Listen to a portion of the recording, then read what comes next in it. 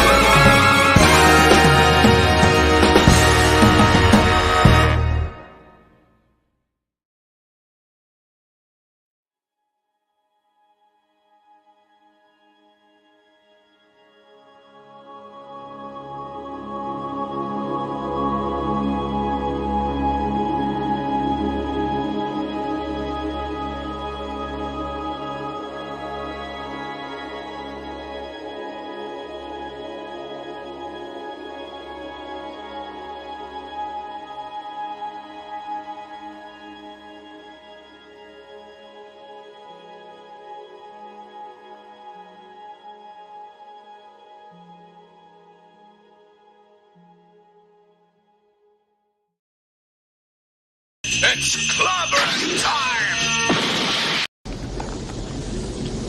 I have had enough of you!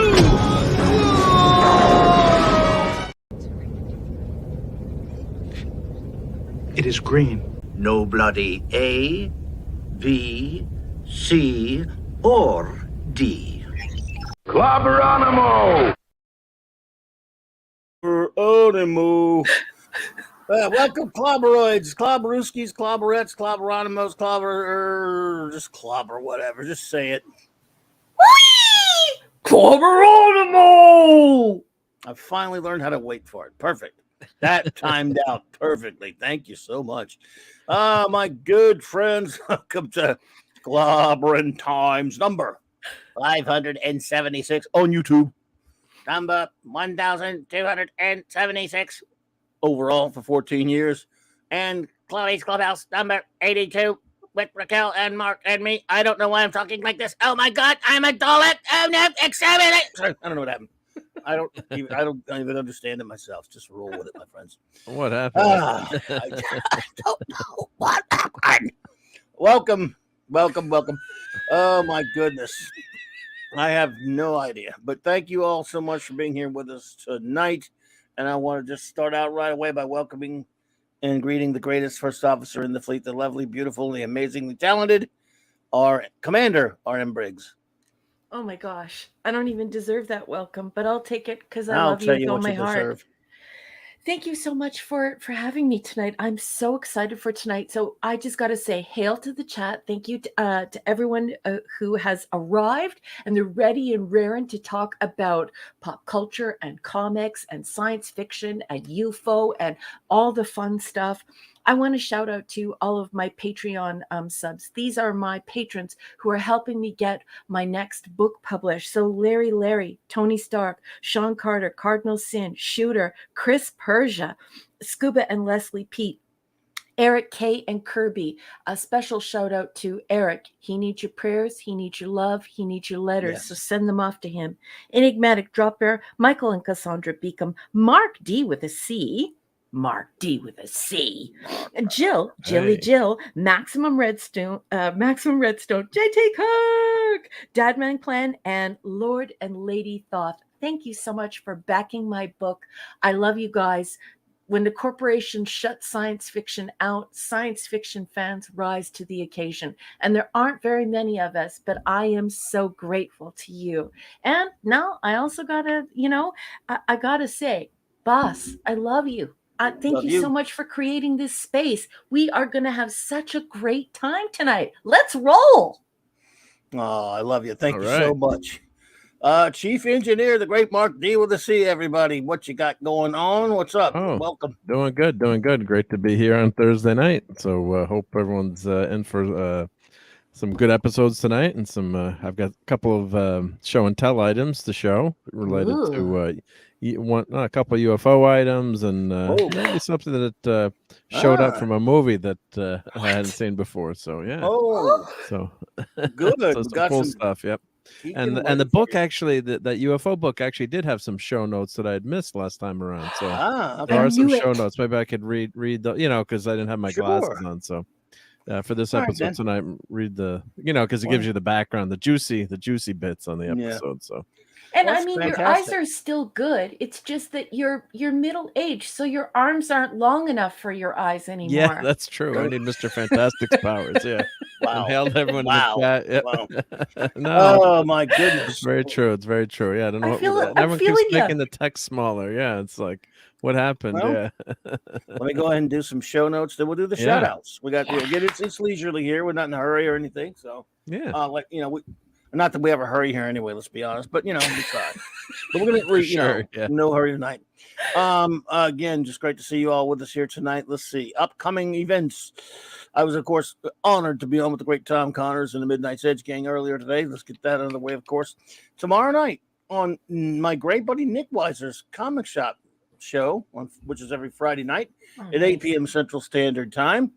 The Comic Shop boys and I shall be reviewing the 1982 Marvel and DC crossover classic, The Uncanny X-Men and the New Teen Titans by Chris Claremont, Walt Simonson, and Terry Austin. This is one of the fourth of the big crossovers of the 80s / 70s / 90s. Wow. And it's a gooder. So we're looking forward to that classic. We always love, me and the boys love reviewing us some comics. And then, of course, Saturday Night Star Trek. Dun, dun, dun, dun. My wonderful first officer. I believe the chief engineer will be on an away mission, but we will persevere without him. I'll be away, or I'll be. You suck. Yes. Yeah. Thanks I'll wake for everyone leading up in us the to hotel room like I did one time a few years there you ago. go. Yeah. Yeah, well, Anyway. we love you. You'll be missed. I got lots of shin kicks. It's the season 6 wrap party. We'll wrap up season 6 with reviewing the final 2 episodes, and then we'll see if we can find any good episodes to talk about of the season. And we'll talk about the bottom 5, and then we'll rate the season as a whole. And we won't have Mark with, and I know the LT can't make it either. But if we can, it'll just be the two of us. We'll just have the party ourselves, probably. But anyway, that's cool though. So looking forward to that. That's okay. No one wants to hang out with us. That's fine. Thank God we have each other, Clobby. Well, I might be able to pop in. Depends on my room ridiculous. situation. Don't get into trouble. Don't worry. We can't even make it. We can't. He thinks we're guilting him. Well, we are, but in a fun way. Yeah, we are. Yeah. So, and then let's see here. This Sunday night, you will be back for the geekery, will you not? I probably will have the geekery. I probably it may or will, may but not be Sunday night geekery. It's a potential. It depends on how my son's graduating college this weekend. So let's deal with that then. You didn't say anything on walkie talkies. Oh, maybe you did a few weeks ago. That's okay. Oh my gosh! Anyway. Congratulations to the Thank you, offspring. Yeah, he's doing good. So anyway, don't worry about the geekery. If you have it, fine. If not, fine. Don't worry about it. So anyway, let me finish. I'll let people know. So anyway, Monday, folks, 3 Mondays out of the month, I will always be at my good buddy J-Man show at 6 p.m. We're reviewing all of Real Legion of Superheroes appearances in chronological order, starting in 1958 to 1989. And this week, J-Man and Sean and I will review 3 more. Adventure Comics 290, Superboy 89, and Adventure Comics 293. And then, back here on this channel, same Clobby time, same Clobby channel, at 9 p.m. Central Standard Time, the great Gary Beekler of Nerdrotic will be joining me to talk comic shops and comics memories and just all around geeking out. And I cannot thank him enough for that. He is too kind to give of his time. And I just want a big shout out to Gary and thank him for agreeing to come on. I'm really looking forward to it. Should be a lot of fun. Thank you, Gary, for that. So that's going to be a lot. That's 9 p.m. Central Standard Time. It'll be a lot of fun. It's going to be epic. Yeah, it's going to be great, man. So anyway, what else we got? Oh yeah, and of course, by the end of before the summer ends and before Jack Kirby month begins in August, I promise this will happen. Hope I'm not lying. Clobby's top 25 all-time favorite comic book stories. I'm having a lot of trouble with this one. Yeah, but I tried it before. 25. I'm tried it before. I got the top 10 locked up. I'm having trouble. So, but I'm gonna try to make this happen. No one will care but me. But if I can get it done, it'll be a landmark. It's like choosing a child. It's hard. It's not gonna be easily. So anyway, let's do some shout outs. Whoops. What did I do? Of course, as we've mentioned before, our wonderful pal, the great Eric K, is under the weather. I don't know if he's still in the hospital or not. You know, he's Gary, doing a little bit better, but he could use a ton of love and warmth and prayers, and just send him lots of notes. Do it. Oops, sorry, I dropped something. Whatever you got, folks. We love Eric. And so yes, please drop your EKs in there. And yeah.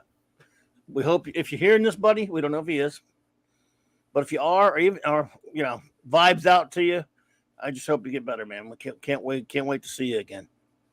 And of course, there's the great Vindicator Wrench of the North, Chris Persia. Amazing human being. We love you. Thank you so much for the show poster. It is absolutely beautiful. Yes. Thank you for getting dude. this out there on all your socials. You don't have to do that. And you do it because you're our friend and you love us and we love you too. And Chris says that he believes you should change the show to, instead of the top 25, to do the top 2,500. And he would be keen on that. And it would make it easier on you. Well, at least you know they love you. 2,500. No, we got to narrow it down a little bit. The great D. Bud Martin. I don't know if anyone who's here or not here, but to get the shout out either way. The great D. Bud Martin, the Wrench of Iron. Appreciate you, buddy. With all you do, thank you so much. Resident mathematician. The great Lord Thoth, Chief of Security, along with this wonderful better half, Lady Thoth. Yes. Avon lives, and long live the Legion, pal. Mm-hmm. Appreciate you.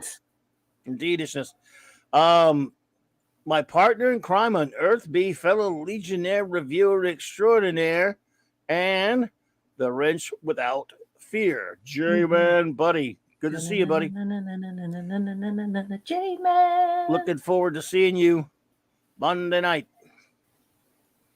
Master of the Club Oni, comic artist extraordinaire, and painter of the cover of Science Fiction Tales by R.M. Briggs. And the crowd goes wild. Everyone buy a copy. Ouch. Super Wrench Supreme, the great Kal-El. The real soup. We have reached me out here, Maddie's daddy, Thor in Vegas. Up, buddy. Hey, buddy, good to see you. Thor in Vegas. Fanty Outsidey, the rascally wrench. Good to see you, man. Last night, the great Max Redstone popped in, so we'll give him wonderful. Shout out our own music meister, Max Redstone. And yeah, so let's see who's in the chat we can say hello to. Let's do it. Let's see here. All right. Sorry, everybody. We got to push the chat back. There we go. Jaworski's pool practice. Hey. That guy. You know who that is? Watch out for that guy. You better watch out that guy, man. Watch your back. He knows all the angles, I think. Oh. Shin kicks. Don't worry, Charlie. I have an angle. JT Kirk. Hey, buddy. Good to see you, brother. Michael Beacom. Michael and Cassandra, good evening. No notification. Sorry about that. And hail to Cassandra. Good to see you, man. And I apologize to you about the other night, man. I did not know you'd already sent those your reviews a couple of days in advance, and I kept scrolling up and down my more recent of my emails, thinking you would just send it to me that night, and I couldn't find it. Oh, so I assumed that you just didn't have a chance to send them. I would have happily read them, Michael. I was just me being an adult, man. I am so because now the other day I started thinking about it before I sent you that message telling you about it after the show, of course. I guess Monday or Sunday, and I went back back in my email because I get a lot of emails, and then saw it way back there. Did a search. I said, "Oh," I was like, "So you did send it?" Because I remember you said later you sent it, and I'm like, when I was doing the show, I had all kind of stuff going on. I barely got a chance to get settled for the show. I just looked at more recent emails, didn't see your name there, and assumed that you didn't get a chance to send it. So I'm sorry, buddy. I would love to have read your reviews, man, and I always do and always will, and my apologies. We'll maybe read them next week or put them in the show notes. I mean, it would take too long to go back and review all Yeah, episodes. Rod Thunderheart was saying crazy? that we missed one of his member chats, but I didn't see it. So member chat? I'm sorry. we don't get to see everything, and sometimes things You don't can't go as see members planned. chats through StreamYards. But we love you, everyone. Obviously, Michael and Cassandra Beacom know that we love them, and Rod Thunderheart knows that we love him too. But sometimes it doesn't go as planned. We'll find a way to make it up to you, though. Promise. Yeah, you can't see members chats or StreamYards. You can't. Let's continue with the shout outs. Bush Pan Down. Hello. Good to see you there, Bush Pan Down. Glad to have you here, as always. Let's see. Donnie Pearson. Hello there, Donnie Pearson. Good to see Evening, you. Donnie. Hey, Donnie. Claude Selling. Hey there, my friend. Good to see Evening, you. Claude. Dave C. Dave! C for Catwoman. Also, Chris Persia is busting my chops. He's saying that I have to retract all shin kicks because Mark broke that dad joke perfectly. So I will retract my shin kicks on the word of Chris Persia. Thank you, I love Chris. you guys. It's got my back. Lisa. Hey, lovely Lisa. Good to see you. Sean Eastep. Remind me, by the way, Sean, I did get your other email. I got to send you that address. Thank you. But you're too kind. Never feel like you ever have to send anything. But I do thank you. Really, it is always appreciated. You're too generous, too kind. Thank you so much, my friend. And thank you, Sean. Yep, he sent me some really cool stuff, which I showed on the Clubhouse a few weeks ago. So. Yeah, that's right. Nice. And to call him Scuba Peach, he's the king of Ramba Beat when he plays the malacas. He goes chick chicky boom, chick chicky boom, pop pop. Yeah, Scuba Peach and Leslie. And Leslie. Let's see here. Almighty Sports Show. What's up, old friend? Man, a good old buddy from the BRT days. What's up, brother? I hope you're doing well, man. Good to see you there. Good to see you, man. Hang on. Always glad to see you there, brother. Let's see here. Let's see. I think I may have gotten everybody, but I always say that, and you never know. I'm still scrolling down. Scrolling. Keep that scrolling going. Well, there we go. We're good. So, but of course, anyone who pops in should be duly noted and shouted out. Hope I didn't miss anybody. So here we are, folks, in the clubhouse, all ready and raring to go. What do we do first? I don't know, but we'll do it. We'll figure it out, right? Should we do tales? Shall we do things you want to show? You want to do that later? Start out with Tales of Tomorrow or what? I think we should. Okay, yeah, we usually do Tales of Tomorrow actually, first, I can show you even though it's tomorrow. Before we can do that, I can show you something that Claude made for me. Claude made this No, do that first. Get That's lost. awesome. Minimus did that? Minimus made this for me and put it on my windshield of my truck today, the asshole.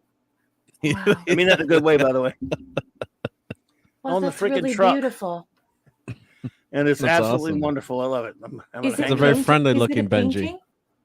It's, I guess, I'd have to ask him. I think it's I don't know if he airbrushed it or. Did you airbrush it? If you're out there, answer us. Is it air? Tell him how you did it. Minimus. Answer us, you watching. jerk. Yeah. Answer me right now, Minimus. It's probably. I hope he's asleep because he can't sleep. But yeah, no, he if never he'll sleeps. pop in later, we'll ask him. But anyway, look how cool that is. I love it. It's excellent. Yeah. Thank you. It's absolutely beautiful. Yeah. So sorry if anybody can hear barking in the background. It's actually not my dogs. I have my window open because it's hot outside and I need a little fresh air. But some of the neighborhood dogs are a little rambunctious. Right. So if you're tuning in and you're wondering if Lola and Paco are lonely, they're not. They're with their daddy and they're okay. but we like doggies. So. Well, it's I don't know how he did it, but he did it, and it's very nice. Very nice. Yeah. I like what Chris just said. That Minimus drew Ben Grimm with the twinkle in his eye. Noise. I do. I detect that same twinkle. It's quite beautiful, isn't it? Yeah. Well, I'm sure he would have a smart aleck remark if he were here. That's why I insulted him to see if he would give us a smart aleck remark about it, but he's probably never asleep. mess He'll with show up Minimus, right? He's the king of comebacks. You said I hope he's is that, sleeping. yes. I really do. I Needs hope to be he's sleeping. Yeah, he He'll needs wake to up. be sleeping. He'll pop in at some point. Mm-hmm. So, I guess we could. Would you like to start with Tales of Tomorrow? Oh, I could probably, if you were to scan that image, do you have a scanner? Oh yeah, I have a scanner. Yep. No, not you. Clubby, you. No. No, crap. No, ma'am. Because I sure would like to have that image for that work that you asked me to do for you coming No, up. you don't need that one. Well, you do have it This one, electronically, though. I'd rather see Kirby. You took a picture of it, right? You just posted it electronically, so you do. Yeah. So just send that over. Yeah. I mean, I could, but I wouldn't want that. I would not want that or anything. I'd rather have some like Kirby art or stuff. But that's, Okay. All right. that's Okay. I just wanted to make That's that cool, but suggestion. But You're saying Minimus is not as good as Kirby? He knows that. He knows he's not. Thanks for making me talk about it on the air too. To make it feel even worse. Mark. Jesus Christ! Both of you, Mark, nothing. You're both responsible. Hey, I asked an innocent question. Mark's the That's one true. who took you to the carpet for True. it. Mark. Yeah, I mean, well, that is a good point. It does kind of make you think of a. I'm never that way. God damn it, Mark. Jeez. Guilty. Guilty as charged. Yeah. Oh, shit. Oh God. What a wise guy. Oh, So what are we funny. doing? Tales of tomorrow. Take it away. Okay, Number let's one. Get it up on the screen. Okay, folks. Lots of stuff is happening with Tales of Tomorrow this week. As you know, we are going through all the Tales of Tomorrow episodes, which is a wonderful science fiction series from the 1950s. And what's really wonderful about it is some of our greatest science fiction authors are featured here. Their short stories are used in celluloid, so they're turned into teleplays. And obviously, if you know me, you know that that is something that I'm trying to push back in the industry. That is the individual author being adapted into celluloid so we can go back to having high quality television and film. So what better way to accentuate it than to feature Tales of Tomorrow, which is now in the public domain. Unfortunately, many of these episodes have not been kept. So many of them are missing. And tonight is no exception. Mark, we were supposed to we were supposed to do Bound Together, and that's not available. It was not saved. And then we moved on to the Diamond Lens. And now, we should be doing the Fisherman's Wife or the Fountain of Youth. Utes. And he put Utes from the Joe Pesci line. But apparently that is not available either. So tonight we're doing the Diamond Lens and Plague from Space. Hey, Mark Lisseth, welcome. So let's start out with the Diamond Lens. Mr. Angel. Hey, Chef. And Brian Hepburn. Hey, Brian. All right, my friends. Welcome. Good to see you. Okay, so on this evening's first edition of Tales of Tomorrow, we have The Diamond Lens. This is season 1, episode 24 on the US IMDb. Of course, that doesn't correspond with what was, broadcast internationally. Don't worry about it. Just remember The Diamond Lens. This was first broadcast on March 14th, 1952. The author, the writer of this story, is Fritz James O'Brien. And if he isn't one of the O'Briens that just adopted the name O'Brien, because some people in Ireland just adopted the name O'Brien and they're not real O'Briens. If he's an actual O'Brien, that means he's a relative of mine. So might be a relative of mine if his real last name is his real last name, Fitz, James O'Brien. And then we have this wonderful person named Max Ehrlich, and he adapted his short story into the teleplay. And because IMDb is a cesspool of crap writing and lies, factoids galore, terrible, like everyone thinks they're facts and they're all fiction. I do my own little summary so you can have an idea of what happens in this episode. So a scientist on death row recounts his crimes to his priest, who is giving him his last rites. In advancing microscopic technology, he seeks out a diamond clerk merchant to obtain a 100-carat diamond to conduct an experiment.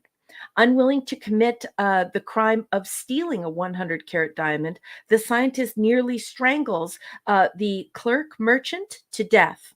The clerk merchant gets away, but later appears where the diamond is kept and begs the scientist not to break the law. The scientist kills him and takes the diamond. The scientist later shapes the diamond for microscopic use. The police show up to question the scientist, but leave without arresting him. The scientist proves the scientific advancement of his diamond lens. He leaves his lab, which is in a boarding house, to present his advancement at the university. The professor who he pitches his discoveries to accompanies him back to the boarding house, only to discover the boarding house owner has accidentally discarded the diamond that he had hidden in a jug of water. So I'm not going to reveal the ending because it will just spoil it for everyone. But this one is definitely worth watching. I found it had an extremely cool concept. We see what's under the microscope, and it's supposed to be like a much deeper level than even an electron microscope. It's a super cool concept, especially for 1952. I don't know when O'Brien would have written this. It might have been prior to that, so maybe in the 1940s. But this is a great story, very interesting, definitely worth your time. Remember, this is only 22 minutes of your life, but it is flawed. It is way too hurried. So when Max Ehrlich adapted this story into a teleplay, it's a little too hurried for 22 minutes. It just is, folks. This needs a lot more time, but because of that, it is worth watching. And Mark and I talk about this a lot, and Clubby and I have talked a lot about this when we're reviewing Star Trek. When something is written really well, and you can put it in socio-historical context, and you can look at the subject matter and the way that it's written, and you can find it really super interesting and it's wonderful, but you realize that it is such a rich story that it can't be, or you should use more care when unpacking it in a more condensed way. That's the case here. So I wound up giving it a 6.5 out of 10. It should be much higher than that, but you will notice that the pacing on this story is way too fast. It's breakneck speed. And now we see that Mark D with the C, the great engineer of this channel, is providing the diamond lens. So now I have to write that down and I have to buy it. Thanks, Mark. You could read it for free, actually. Yeah, I know, but I'll buy it. But it's in the public domain. Yeah. It's in the public. Yeah, it's on Gutenberg. I just put the link in. Yep. So shout out to Ptolemy's Minion, by the way. Good to see you, my dear. And the pepperoni. Can I have the ISBN on that one, Mark? Can you do a clickety click? Well, here I shall. Let's see. Is it? I don't want to go to. Let's see. Goodreads. Let's do the Goodreads. Yeah, Goodreads should be fine. I would like that particular cover. I really like that cover. That's a nice cover, Mark. You can buy it for $1 on Kindle. I don't want a Kindle. Does it give us the ISBN? Let's see. I do not see it there.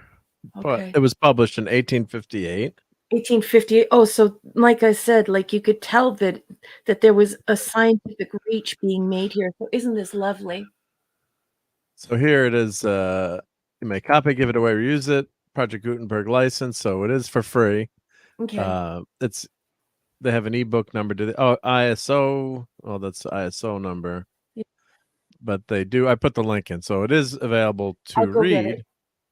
I want that cover. I mean, it's though. not like the family is going to get any money from buying this book. I guess No, to the but author. Yeah. but I want it. Imagine how it No, smells. no, I don't. No. It's Like, I bet you it Ezra smells heavenly. Goldstein. Hey, shalom. Hello, Ezra. Good to see you. Hey, Ezra. So you can So- see how it's you could probably read it in 15, 20 minutes, I'm guessing, Yep. from the number of It's words. a great short story. Wonderful. Yep. Okay. Have you so read it? Or have you read the short story? Or I haven't read it. I yet. actually just found it. haven't. I didn't even realize this was a short story, and I didn't have as much time to research the stories this week because we're currently building a deck, and I'm trying to get my short story out for next month. But that's amazing, and I'm so happy. I am extremely happy right now. I'm just writing this down. I will definitely be buying that. I'm going to try and get as aged of a copy as I possibly can. But so that's going to wrap it up for me. So like I said, folks, you can tell that this is an extremely cool concept, an extremely cool story. Much of it gets unpacked, and the acting is not bad by the guy who plays the scientist. The professor acts a little wacky, like he starts doing sort of weird Groucho Marx things with his eyebrows. So you're kind of like, why are you doing that? Stop that. Shin kicks. So he's not the best, and it does feel hurried. But like I said earlier, this is a case that Mark and I talk about, that Clobby and I talk about, and that is when you take a really high quality story and you don't really condense it in a way where the quality shines, but you could tell the quality's there. So I can only give it a 6.5 because of the weird professor with the Groucho Marx eyebrows moving all over the place. It's like it's like giant caterpillars were attacking his face. Yeah, they're like sticking straight up. Those like. Yeah, like do you know the scene I'm talking about, Mark? It's like caterpillars attacked his face, and you're like yelling in the beginning. It's towards the beginning, isn't it? Yeah. Hey, like, how did why I get would on you this do that? science fiction show? I don't understand. Yeah, exactly. exactly. Else. So I doff my cap to Fitz James O'Brien, and if that is what his real last name, not an adopted name, he is a relative, long lost relative. So good for him. The story sounds beautiful. I can't wait to buy it. And this is the magic that I wanted to convey in discussing Tales of Tomorrow, and it just happened perfectly tonight. With the aid of Clobby, who is facilitating this, and with the aid of Mark, who went and tracked down the actual story. So this is exactly what I'm talking about, folks. This is how we make TV and film fun and beautiful again. And now I'm going to shut up, and I'm going to toss it on over to Mark and the captain. Guys, the Diamond Lens. Mark, do you have a picture of that guy that she's talking about? I'm trying to find a picture of the guy. Yeah, I couldn't find one. All right, what's up with I do? I show you about your life, and they say, "Can you come and be on the Tales of Tomorrow?" I said, "Well, I can meet you tomorrow.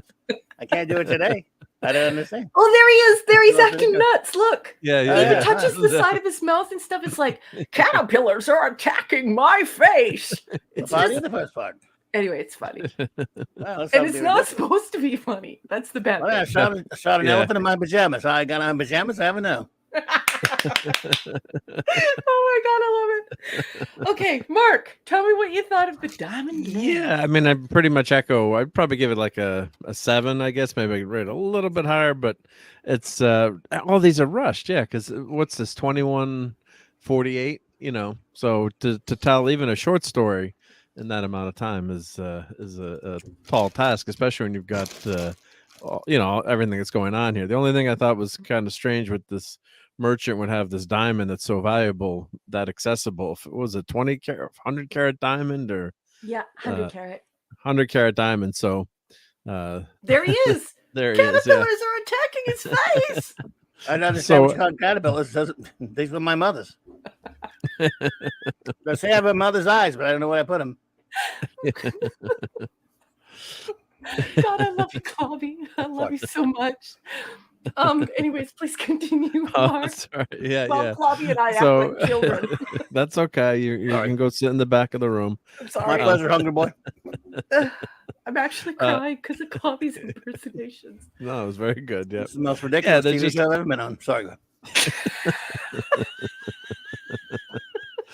Yeah, but yeah, it's just too rushed, and then of course, I mean, I guess we can say that he's the tagline, he's trying to use the microscope. He's got to use this diamond, and I guess back then he couldn't ask to use it for an experiment, or he's just got to steal it. And of course, when he as you've already mentioned, when he comes to get the diamond later, the merchant shows up, so he's got to he kills them for this experiment. But I mean, you can say that he's trying to, well, I guess we could say he's looking, and it unravels all kinds of reality. And I was waiting for the Micronauts to show up, and that Hungry Bro know what I'm talking about, world within world. So it's while giving away the ending, but there's some interesting scientific stuff going on, and that's a lot of speculation, right? Are we in a simulation? Are we on someone's fingernail right now? Where's the universe? Where's the galaxy? It's actually a new documentary I just found that was out on the concept of infinity. I thought you would probably be interested in, Raquel, to get you the info on that. But it's how do you grasp that, right, with the human mind? You wrap your head around that science between, if the galaxy is infinite, but where's the galaxy? Where are we? It's nothing new to philosophy, but it's always I think, therefore I am. Where is reality? So although this is a 21-minute show, and it's some of the acting's a little silly by that by Mr. Caterpillar Eyes, the other professor, it is it got some interesting concepts. And of course, he's on death row right now, so you've got that as a flashback. So definitely worth watching. It's only 22 minutes, and a lot better than Steven says the galaxy is in Orion's belt. Yep, but where's Orion's belt, right? It is on Orion's belt. Yep. The paperback with that beautiful cover. Yeah. The, How much? The OG cover is pretty cheap. $36.95. No, it can't be that expensive, can it? How much? I'm not lying. That's What'd how you much say? it How costs much? in Canada. $36. Oh, is that all? $36.95. Holy Poopy nuts. And it's just a single story that's shorter than my book. Really? Wow. Yeah, well, maybe like read it for book. free then. That's crazy time there. But it's beautiful. You know where I'm going to check? Abe's Books. Oh, I did see this. I think I did see this episode, by the way. Yeah, this is the part with that guy you're talking about. He came in and said, "Hello, I must be going. I cannot stay. I came to say I must be going. I'm glad I came, but just the same, I must be going. La la." Oh, sorry, wrong one. I'm sorry. We interrupt this program to bring you an interrupt program. You bet your life. I don't know. Okay. Wrong show. I'm at Abe's Books right now, and I'm going to type it in, and I'm going to see if I can get it. The Diamond Lens and Other Stories. It's free on Amazon. It says Kindle it's $45.62 US. What the F? Yaggle. What are the Effie? Holy crappy nuts. Ooh, there's a used soft cover in good condition for only 5 schmackrolls, as Mark would say. Yeah. So someone is saying on the comments, this story is one of the oldest pieces of real science fiction, 1858. An obsessed amateur scientist steals a diamond and murders its owner in order to make a lens for a super powerful microscope. His experiment succeeds, but blank by what he discovers. If you have a taste for 19th century literature, it's a pretty good read. And even then, what was it? It was used for watching porn. So go ahead. Yeah, also proto science fiction is even better. So they're saying he likes O'Brien's What Was It even more than this story. Yep. Little Scotty, welcome. And Princess Fiona. Oh, my goodness. Hey. Welcome to the wonderful Princess Fiona. Hey. Okay, so Raquel likes holding the book, yeah. Okay, a brand new one exists, Mark. Do you know how much it is? Chili chow. How Roll much? Tide. $115.80, not including delivery. Well, that's from 1858. I oh my mean, that's God. old. That's old. Oh dear. This is just ridiculous. We Before could be the Civil playing War. The game of Rassilon at this very moment. No, this cover is from 2012. No, I'm saying the if you had, I thought you meant an 1858 edition. No, if it was 1858, I wouldn't mind spending $200-300 on Oh it. yeah. But this is 2012. Well, what a revolting development that is. What a revolting development that is indeed. I was just going to say that. That's the most revolting development I ever had. You guys, Let's shin kicks. pull over the side of the road. Let me see your marriage license. Okay, we ready for the next one, Cutie Patootie? Sure. Okay, and anybody in the No, chat don't call that them that has anymore. watched The Diamond Lens, go ahead and leave your review if you'd like. Could not be reached for further comment. I think In Canada. Pushman Down has a point. Your agonizer, please.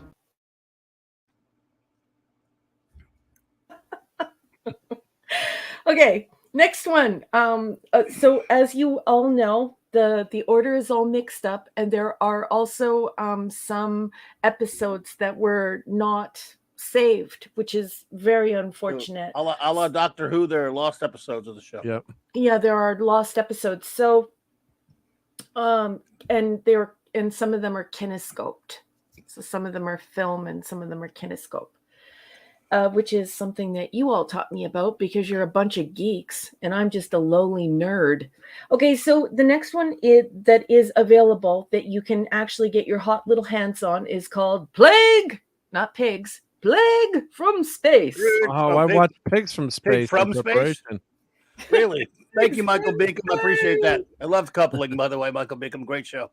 That was a good Okay. show. Oh, well, Time to Go is actually 29 and Plagues from Space is 30, but you reviewed Time to Go I did. several weeks ago. Yeah. Fiona says she gives it a 5 out of 10. Nice. I said I much preferred the literary quality of the original sci-fi story. She's read the story. There you go. Yeah, She's I all love over this this one. lady. I love you. She rocks. Yeah, I absolutely She's the love best. her. Yeah, I enjoy her company immensely. Good to see you, Fiona. She's dynamite. Anyway, nice to see you, Your Royal Highness.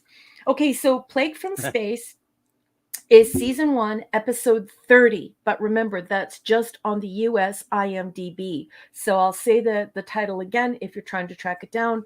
Plague from Space. This first aired on April 25th, 1952. The short story was written by Harry Guth, and the teleplay was written by a gentleman by the name of Man Rubin. A UFO lands on, and this is my own writing, folks, because I can't use the IMDb. It's just, there's too much suckitude. You know what I mean? It's suffering, It's succotash, suckitude. And you just, that's too much suck for one show. Yeah. So here we go.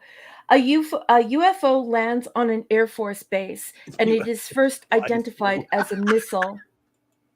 USS Swine Flu. Scuba, you. Jesus Christ.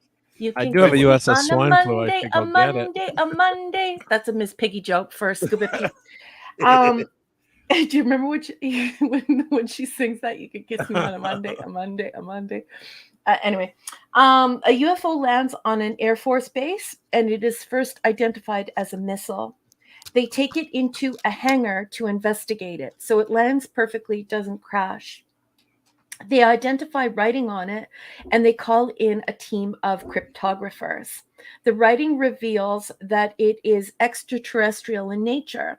The UFO is ordered cut open, but upon further examination, they locate a hatch, and they pry the door open, and there's an alien inside.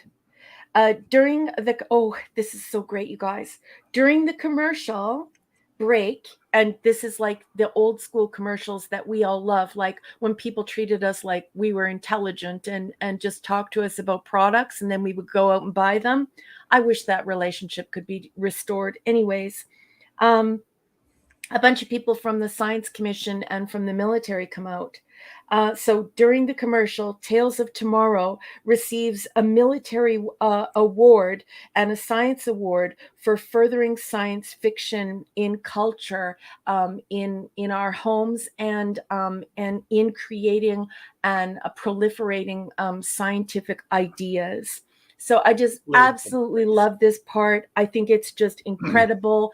I got little goosebumps from it, and I just thought it was just absolutely lovely. And in a world where we're now passively imbibing commercials constantly, instead of just having these wonderful breaks where it's almost like you have these wonderful adult discussions, and you're treated very intelligently and fairly and honestly.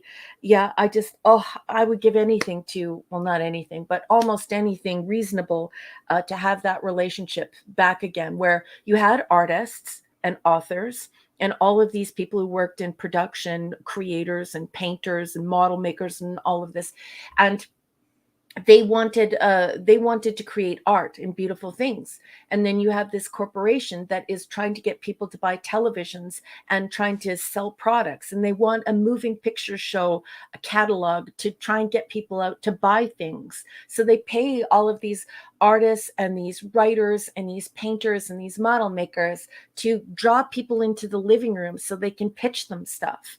And that system worked so wonderfully. It's how some of the greatest art in the history of our culture, it's how it all came to be. And that system is broken now. Now you have corporations that have these teams of psychologists and marketers and PR people putting together crap, and then we just watch it, and there are no commercials, but then we go on the internet and we're immersed in attention economy. So I just love this episode because it exemplifies a purer state of art and a more healthy relationship with corporations that I would like to see restored. Anyway, I'm digressing. Okay, so back to the story. They take the alien away and they X-ray it. And the alien looks almost humanoid, but it's void of facial features. And you can tell that it is either golden or very, very silver. And then all of a sudden we find out that all of the examiners who performed the X-ray died immediately afterward. Before they die, it is revealed that they have that the thing that they're examining has the same intelligence as cats or dogs. Okay. Then they sort of figure out that this thing that was inside of the spacecraft is covered in diseases and bacteria that kill human beings. And so the colonel thinks that it's biowarfare. And so he starts freaking out. He locks the whole place down. He calls the president. They get the base on lockdown. Another test of the materials from the craft reveal that the Martians are now bacteria free and are using brain waves, and that the thing that they examined was actually a living lower life form that it brought aboard the craft to consume. Now, I'm going to stop because I don't want to ruin this story, because this is a really fun, really cool story. And I don't want to spoil the ending, but this, folks, is a gooder. I give this one a 7.5 out of 10. This is a super cool story that has these twists and turns, so you have to pay attention to what's going on. You're not really sure about the nature of what's inside the craft. If there is another alien, I can't tell you that because I don't want to wreck the story for you, but definitely worth a watch. Super, super fun. 7.5 out of 10. And now I will throw it over to Mark and the boss. Captain, my captain, and chief engineer. Have either of you had the pleasure of watching Plague from Space? Let me, before he answers that, because I have not, it's a short answer, but I want to say hello to Could Not Be Reached for further comment. Hey. Hello there. And look who's here, Herc. Ooby-dooby. Hey, Herc. Ooby-dooby. Ooby-dooby. Where's the tequila? Could Not Be Reached asks, he said, I didn't catch it. Is that the Harry Harrison story? I have that book. Is this one from a Harry Harrison story? I'm not sure what he's. No, this is Harry not. Guth. Okay. Do you want? Gotcha. Just let me click and make sure that. Okay. So Yes. no, the answer is no. He's a writer and But not Harry Harrison. Okay. he was only famous. I guess the only way that he got published was through Tales of Tomorrow. No, And at the time, that was the way that Arthur C. Clarke was first published, was through Tales of Tomorrow. So it's a very good show. And sometimes, you know, the teleplay people don't get the stories unpacked in the perfect way. But the fact that it starts with these glorious short stories means you're always in for a treat. So Absolutely. very good. 7.5. Gotcha. So go ahead, Mark. I hadn't seen it. I don't know if you've seen it. No, unfortunately, I haven't seen it. But I just want to know: did the aliens bring a cookbook on the flying saucer? No, and it's sort of implied that that it would just consume it. Yep. No, I'll have to watch this one. Yeah, but if I remember the classic Twilight Zone episode, and the person is going to report on. It's a reporter, right? He's getting on the saucer, and the woman has decoded the cookbook or decoded the book. It says Lloyd Bachner. Yeah, what's the cover? It says foreman or no? To serve man. To serve man, and then classic. It's a cookbook. It's a cookbook. Yeah, that's funny. Great episode. So one of the best. But this looks good. Yeah. Scuba Pete said something and I missed it because the chat was whizzing by while I was looking down reading my notes. He said cosmic quarter pounder with bacterial cheese. Definitely not American cheese. Scuba writes, the aliens, I'm a tad snacky. Want to hit Earth for some takeaway? Yeah. So that's implied, right? So if the human being is the lower life form, and the humanoid, I mean, if the humanoid that they found in the craft is a lower life form, I'm not going to spoil the story, but Skipper Pete is correct. They came for dinner, so it's not actually. Yeah, I can't explain it. Do you want fries with that? Just watch it. Just watch it. And then Galactus got in their way, and they said, "Oh crap! Galactus always steals our snacks." No, this looks like a good episode. So definitely have to check it out. And how's the acting in this one? Pretty good, or it's actually decent. And you'll leave and you'll leave this episode, and the first thing you'll think to yourself is, well, I never want to be dipped in gold. Kidding. I know that's very bad. Where's the Chrysler watch? The classic watch. Yeah. I love these commercials. Yeah. Like the movie Gold Member. I love gold. That's right. Unfortunately, I was forced to watch that because of my husband's sense of humor. Well, the first Austin Powers was pretty funny. The second two, I love the first one, but I don't know. Gold Member wasn't all that great. Fiona says, I've come to realize that this show is really the protoform of the Twilight Zone, even to the point that they felt the need to add twists to the original source materials. And not only that, Twilight Zone actually redid some of these. That's right. We're finding out, much to my surprise, Fiona, Rod that Twilight Serling, Zone, well, not surprised, but that Rod Serling did, or had some of these redone, and of course, naturally with a far more polished, take on it, more budget, because it's, and better acting and all that kind of better production because it's Rod Serling, Well, and there have been some significant advances from. Remember, this isn't like the end of the 1950s. He had a way bigger budget. Yeah, this stuff would have been made in like 1950 and broadcast in 51 and 52. Nobody had a TV. This is just it. So, you're going to the cinema and you're seeing these on at the cinema, and so it's a whole thing, but it's very, very cool. Plague from Space is a pig. Get the out of here. Hold on. I need to write this down. How much is that one? Oh no, that's Harry Harrison. $2.95, 18 used. We may use $7 for hardcover. Is that the same book, or is that Harry? This guy is Harry Guth. Oh, But it why? may have been a different pen name. It might have been a pen name. Listen, I love Harry Harrison because he wrote Make Room, Make Room. And that's a really great book because Make Room became that film Soylent Green. Right. He would have been old enough. Yeah. Well, he probably did. That probably is his story. Who pointed this out? Could not be reached for and further comment. And he says different. I don't know. And he knows the stuff. So could not be reached. Is it the same guy? You say different, but I mean, I don't know. Do you know? It could well be Harry Harrison. Very Trying to see weird. the comments. Yep. That's the book he has, though. It's different. Yeah. Yeah. Okay. Well, thank you for pointing it out. That would have been interesting if it Yeah. would have been. That's Sorry weird, about though. that. I was Plague hoping from it was. Space. I looked sure at it it's and it looked different? like well, it's He's 1960. checking. So, yeah. Different name. I don't think it's different. I think it's the same guy. I wonder. That's my hold gut up, feeling. hold up. It could not be reached for further comment is checking. And I know what Yep. he's looking up. He's looking up the original publishing date. My gut feeling is he might have been the one who wrote the screenplay, and then later under this name put it in the book. Yeah. Yeah, that happens sometimes. Because could not be yeah. reached for further comment. I love Make Room, Make Room. That was a fun book. I really enjoyed it. I think I read Make Room in a single day. I think I only had to do the final pages of the next afternoon, but it was just the final pages. I really love that. And although it's completely different from Soylent Green, like the two of them together are just, I just love them.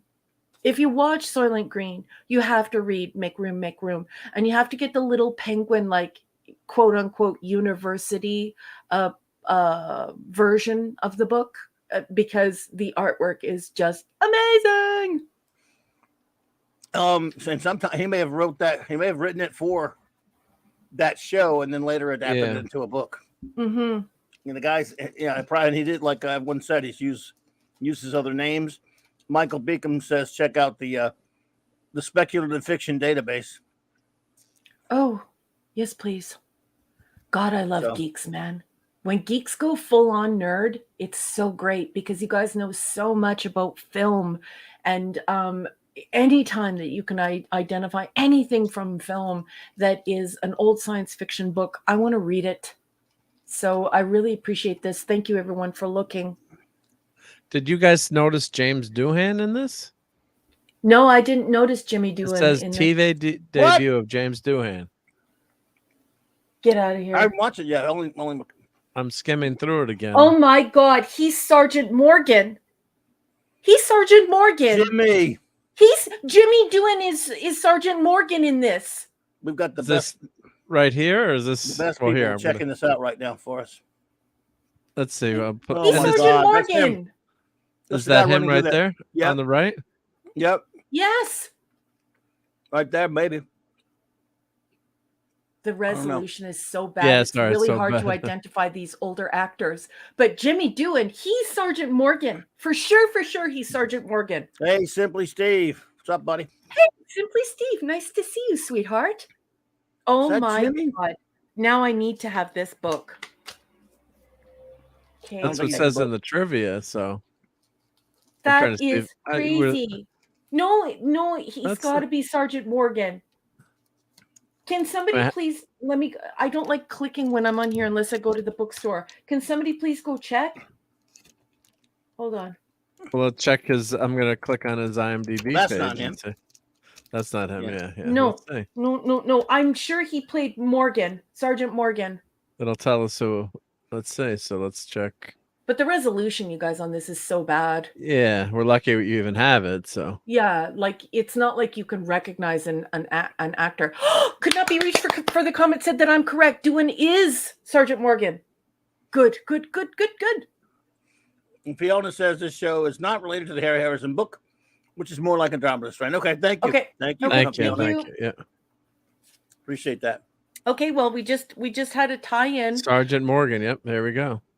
Thank you for that. I mean, not that I doubt. I'm just saying it's just showing it on the screen here. Incredible. God, I love Tales of Tomorrow. It's like it's where all of our heroes started out, even Rod Serling. Like, it's just crazy how wonderful it is. Arthur C. Clarke, Jimmy Doohan. It's not the first thing he did, though. It's a suspense TV yeah, Peter's TV series, but it's almost second thing he did, maybe, right? Or No, yeah, but it's the like trivia third. on the IMDb, don't ever listen to it. It's always wrong. It's always shite. Always, Mark. Always. Yeah. And there, Michael Beacom also confirms that Harry Harrison, Actor Studio. Harry Guth, is not a pseudonym for Harrison. Thank you, Michael. Gotcha. Thank you, my friends. Yeah, don't ever follow the trivia on worth a shot. IMDb, folks at home. It's never correct. Okay. I'm trying to find his pic. Trying to find at least the scene where I can recognize him, but I don't recognize him in anything right now. But you're right. The resolution is just so. The resolution's too bad. But if It's he's, just that I unless you knew that get- if he was anyone, that he would be Sergeant Morgan, and everyone confirmed that it is Sergeant Morgan. Yeah, let's see. This. That's not. This And is he not wouldn't have him, been- right? Yeah. And he wouldn't have been doing an accent. No. Dave! He says he is a sergeant, and he's telling the captain he just can't give it anymore. No, it would be the colonel. It would be the Colonel, Dave. Dad man walking. What's up, bud? Hey, Dad, man. That man Clan. Dad man clan. What's up, buddy? Yeah. So cool. So that's Yeah. gonna Cool. complete my segment, everyone. It was wonderful. I had a great time, and I hope that you will enjoy Tales of Tomorrow. So in case Larry is out there, or I'll just say it again. We watched The Diamond Lens. The writer is Fitz James O'Brien, if you would like the book. And I gave it a 6.5, but not the story, just the way that the teleplay was too swift. And then A Plague from Space. It's written by Harry Guth. And I don't think the short story is available to the public. I'll look for it, but I don't think it is. And it was a lot of fun, and it had Jimmy Doohan in it. And I gave it a 7.5. Wow. Nice. Okay. Yeah. So, yeah, we're ready for you four, or whatever you guys want to do. Are we ready for you, for Yobi? Or do you want to do a couple of the items, or you want to just go You straight? call it, bud. Yeah, Why it's your don't call, Mark. My segment. Well, not my done. call, but why don't we? Let me plug it in my camera here. You can do that. So I got to get. Might as well do the quick unboxing. Let me switch my my camera over Wants to here. see some stuff. See some stuff. Yep. Clubby, should I just get this book, because I can get a copy How of much is it it? from Abe's for only $5? Sure. But how much is the shipping going to cost? Probably not that much. huh? Oh God, the shipping is $33.20. Jesus. Well, if you have to have it. If you have to have it. I do have. Well, to you're have asking it. you're asking the wrong person, the enabling person. Yeah. Yeah, don't ask the enabler. Yeah. Listen, It's like- like, come on, you guys. You guys buy all of your merch and your statues and all your cool stuff. But for me, like, the books are really, really bad. Like, I can get into a lot of trouble with these books. Okay, I'm just gonna get it. Shit. Don't tell Andy. He's I not have to watching tell- anymore, right? I have to tell Andy. I don't keep any secrets from him.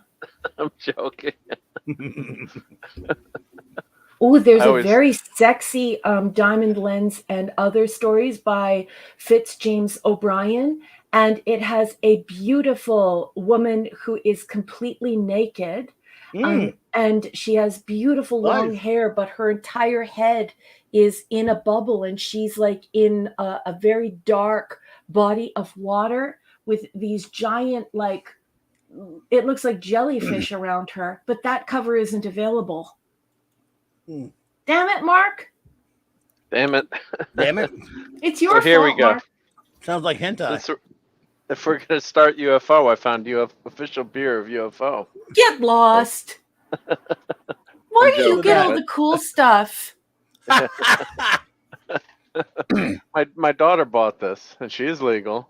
And it Come says on, are UFO you serious and right look, now? And it makes you blue too, just like the UFO aliens if you drink it. Fresh. And No, they're crisp. green, not blue. Shin kicks. Shin kicks. Well, they're like bluish green. No, they're totally green. Come on, They're go green. with my story here. Okay, okay. They're green. I It's just green. They're They're green. but I thought it was fun. It was cute. It was like UFO beer. So see if Are I you can make showing it that green. book I can't again? make- yeah, I'm gonna show the book again. Yeah.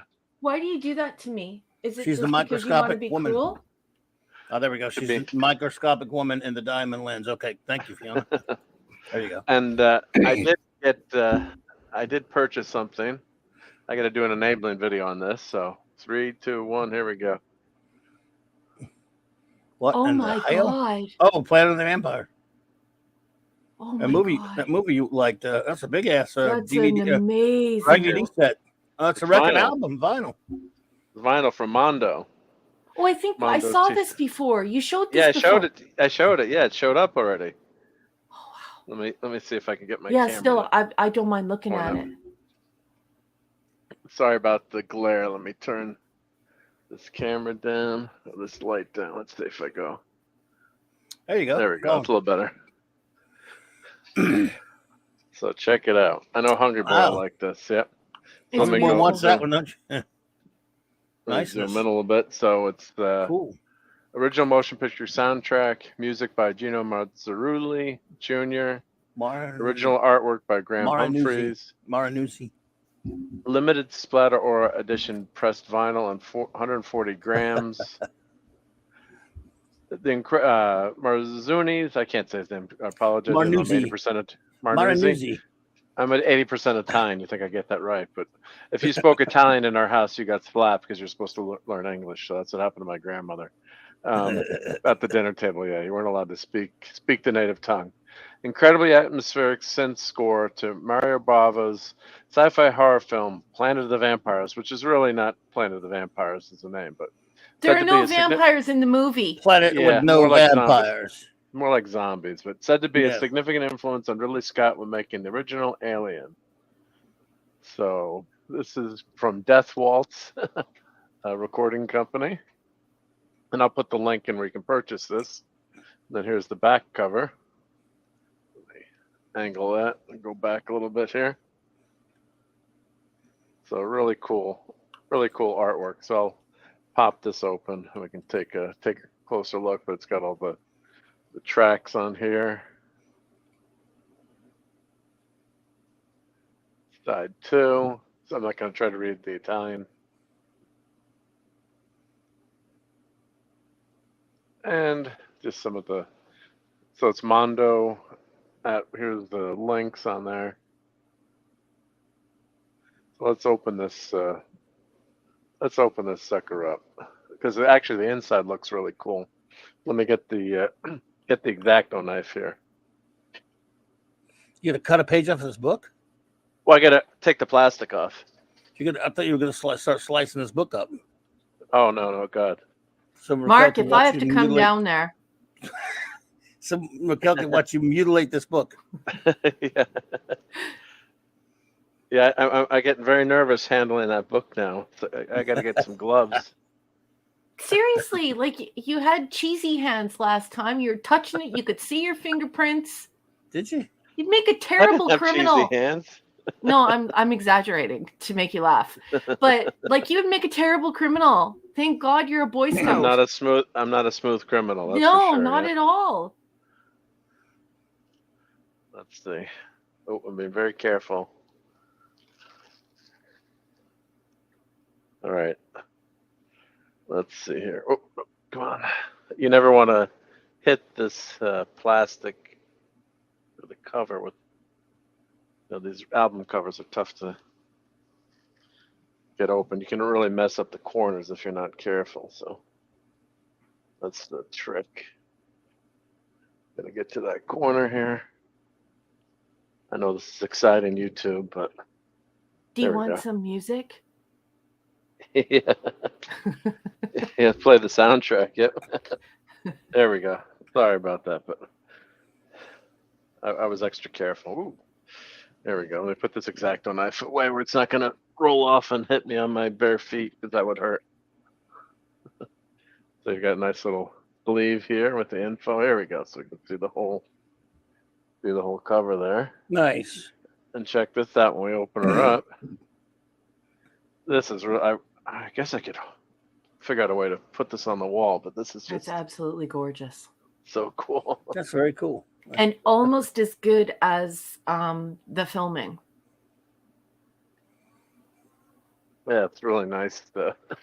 Yeah. Well, like this Well is a done. film. This is a film that you would watch in like your third or fourth year undergrad university studying, film or art and effects.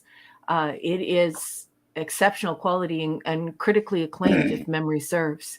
So yeah, just the fact that it's foreign film, it didn't get watched here, and I wish it would have been watched here because it's an amazing film.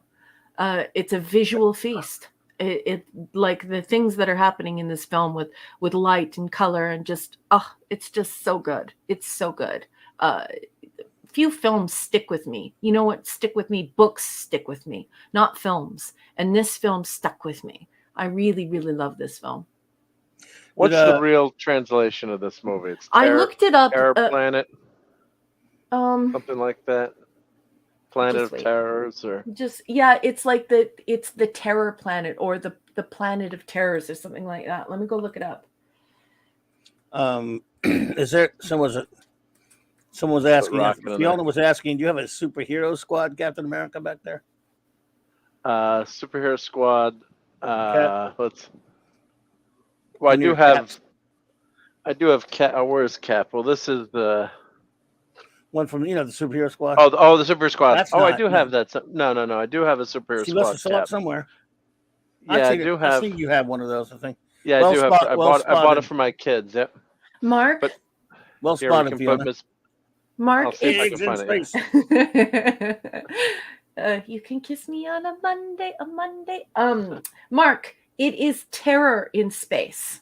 Terror in Space. Okay. Yeah, and the original poster is phenomenal. Anyway, this movie, you have to see this movie. This movie is so good. Everyone who's watched it loves this movie. Even I think when I was like going and checking its Rotten Tomatoes and stuff like that, like it has like an outstanding rating, despite the fact that it's not in English. Like it's one of those that's like Pan's Labyrinth, where you watch it through the whole thing, subtitles, and it sticks with you. You're like, that was something amazing. That was something special. That was something beautiful. So yeah, Terror in Space. There are no vampires in this movie. It's not even anything like vampires. I wouldn't even say zombies. It's something completely different. Well, don't tell them what happens at the end. Tell them, yeah.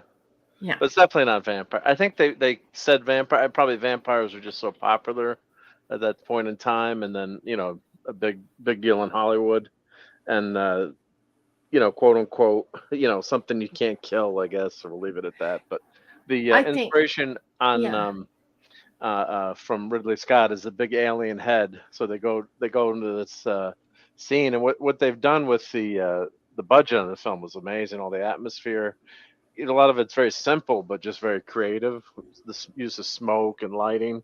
Yeah. And there's a gigantic alien skull or skeleton of an alien in one of the set pieces. And that's where they think that Ridley bigger Scott than dinosaurs. Yeah. Bigger than dinosaurs. Although I hate giving away the movie, but you really like it has like, okay, so how I found out about it and how I wound up bringing it to the Clubhouse was actually through Hungry Boy. And some people know him as HB. He can't say what his name is due to royalties and things like that, but he was a comic book guy, and he did art, and he knows quite a lot about fine art. And I don't like to go digging around to reveal who he is because I think it's disrespectful. But anyway, he said, you have to watch this. And it's obvious why he did it right. It's because he knows that I have this incredible passion for Gothic horror. So you walk right up to something that's super scary, but then your mind fills in the blanks. There's no gore, there's no murder, there's none of that garbage. And this has a very strong element of that sort of Gothic horror to it. You feel the macabre. You feel the atmosphere of this. It's very atmospheric, this movie, and the special effects, the practical effects are amazing. But it is very much an art house film. If you sit down and watch this film with a bunch of people, getting their masters or even their PhD in art and film, they won't shut up. They'll all be chattering about what happens in this film, because there are lots of different techniques. Different things are very evocative. They're meant to elicit a certain response from you, and it's all done very beautifully. So yeah, anyway, that's how I found out about it, was through HB. Otherwise, I never would have watched this. I certainly wouldn't watch anything called Planet of the Vampires, but that's not how HB introduced it to me. He sent me the film, perfectly beautiful, and said, click this, and I clicked it. And then he showed me the Italian-Spanish poster, and I saw the Italian-Spanish poster, and I was like, oh, this is incredible. And so I watched it through one time, and then I believe I watched it through another time part way, because I was just like, I need to see this again. So highly, highly recommend. Captain Infinity and Beyond. Hey, Captain Infinity. What's up, buddy? Hey, Captain Infinity. Hey, man. So how cool is this vinyl too, right? I mean, this is a Right? work of art. This is so cool. And it looks like there's handwriting on this edge here, unless that's a computer doing, it almost looks handwritten, like 13001. Beautiful. If you guys can see that right there. See, it looks like it's like handwriting engraved. Because it's see the other side. It says the same thing, which is interesting. Turn up to AMSLP 130A. It's almost like it's here. If I move the light, cameras and such and lighting. See that? Looks like it's handwritten there, but yeah, even the so I wish I had something to display this. I'm sure I usually buy at Michael's. You can buy a 12 by 12 album cover, but it's almost like you'd want have a huge have the record up here and then have this open up. I guess I could find something to frame it, but that would make a really cool display to have that. Or maybe what I could do is scan that and print it just for myself, since I bought it, and put it on the wall too. That might work as well. But yeah, I have a question here from little Scotty that he's asking me to answer, and I don't want to get too far away from it. Scotty says, how do you like undefined horror, Lovecraft, for Raquel? Well, first of all, I want to say thank you for the question, and thank you so much for joining us. Well, okay, so the New York Public Library defines Gothic horror as a genre that deals with the battle between humanity and unnatural forces of evil. Okay, sometimes it is man-made, sometimes it's supernatural, and it is within an oppressive or inescapable and bleak landscape. So what the fear of the potential becomes the great fear, rather than the like pure gore or violence. So I really like this idea of this oppressive, inescapable, bleak, macabre, atmospheric situation, and then this good versus evil, and the fact that it can be scientific, it could be supernatural, especially when it's man-made and it becomes science fiction, like the modern Prometheus written by Mary Shelley. I hesitate to even use the word Frankenstein, because people have no idea what Frankenstein really is, because most people haven't read it. So I really dig that. That's the sweet spot for me. But as far as horror goes, gore, violence, murder, things like that, little Scotty, I don't like. The Texas Chainsaw Massacre, for instance, is based on a true story. And so when you find that out, you're kind of like, ooh, why are we exploring this as catharsis? Yeah, not a big violence and gore person. So I love the New York Library's definition of the genre of gothic horror, and that's the style that I like. So it's situational, and it often goes in the direction of science fiction, not just supernatural. And I hope that answers your question. Yep. So this is from Mondo Tees. So I'll put the link in, but very cool packaging. Yeah, and Princess, I was trying to just grab the edges, so I know you're not supposed to touch the vinyl. But whenever you do something like this on YouTube, it's always tough to hold something and get the camera. I'll wipe her down after, but yeah, your fingers always have oil and junk on them. So, but yep. And this is I've been printing this for Antiderivative Jill. It's not painted yet, but I guess see if anyone in the Nice. chat can guess what this gadget is or gizmo. And it's probably Captain Infinity's favorite sci-fi device because it deals with a series with time travel. It's got to be painted, but see if anyone in the chat gets it. Let's hope it's not the lights of Zatar. It's not the lights of Zatar, no. It's a communication device, yeah. Okay. Look at it. But it actually stars one of the captains from a Star Trek series in this show. So even Raquel might guess this because there's only a few captains in Star Trek, right? So, yep. So that's Simply Steve says the bacular. Yeah, it's Ziggy from our favorite time traveling TV series. So that was his buddy in Quantum Leap. That was a computer that Al would hold. So it's got to be painted, but it was a clear see-through device. So Jill asked me to commission me to make one for her. Could not be reached for further comment. The scientific name for that is the bleepy bloopy thing. Don't you know that, Mark?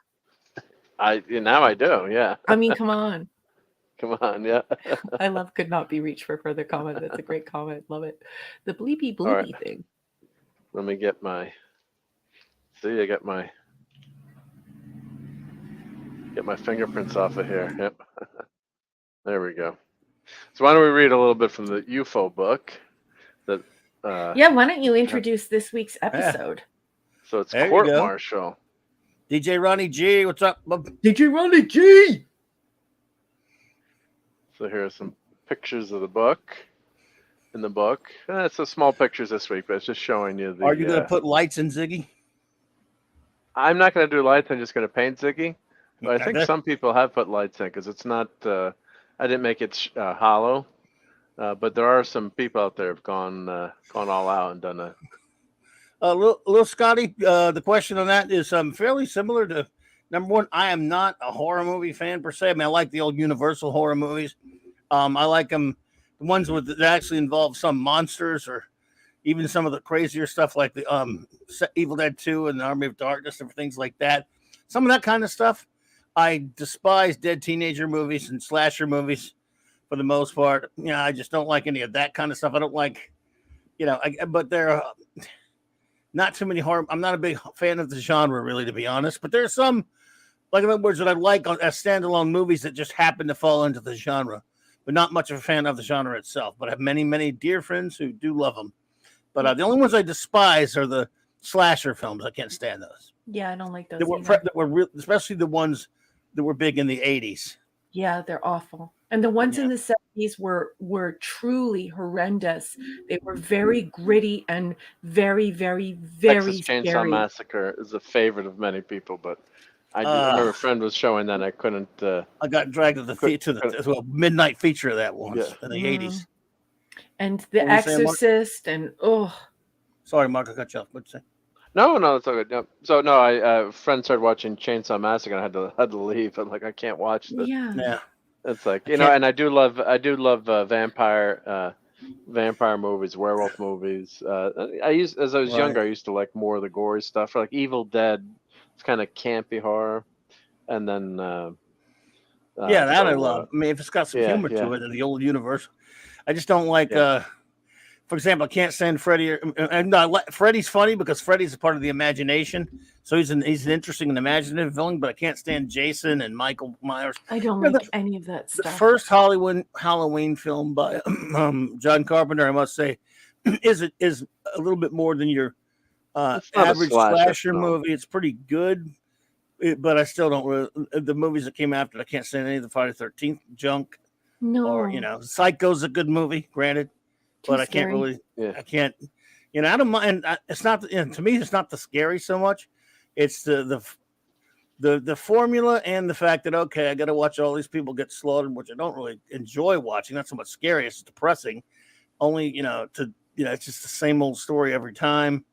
I'm just a weirdo. Look, I love superheroes and I love heroic fiction, so I'm that weirdo that just wants to see after the third or fourth person's getting hacked up. I want to see them turn around the corner and boom, there's Batman or Arnold Schwarzenegger to kick their ass. I mean, Yeah. I mean, the good guys get them. Yeah, I just like the good guys better. I don't like any kind of human suffering. I don't like it at all. I don't. When you have it, keep it to a limit to just basically build up the heroes. But I mean, or let it happen off camera. Or let it happen off camera.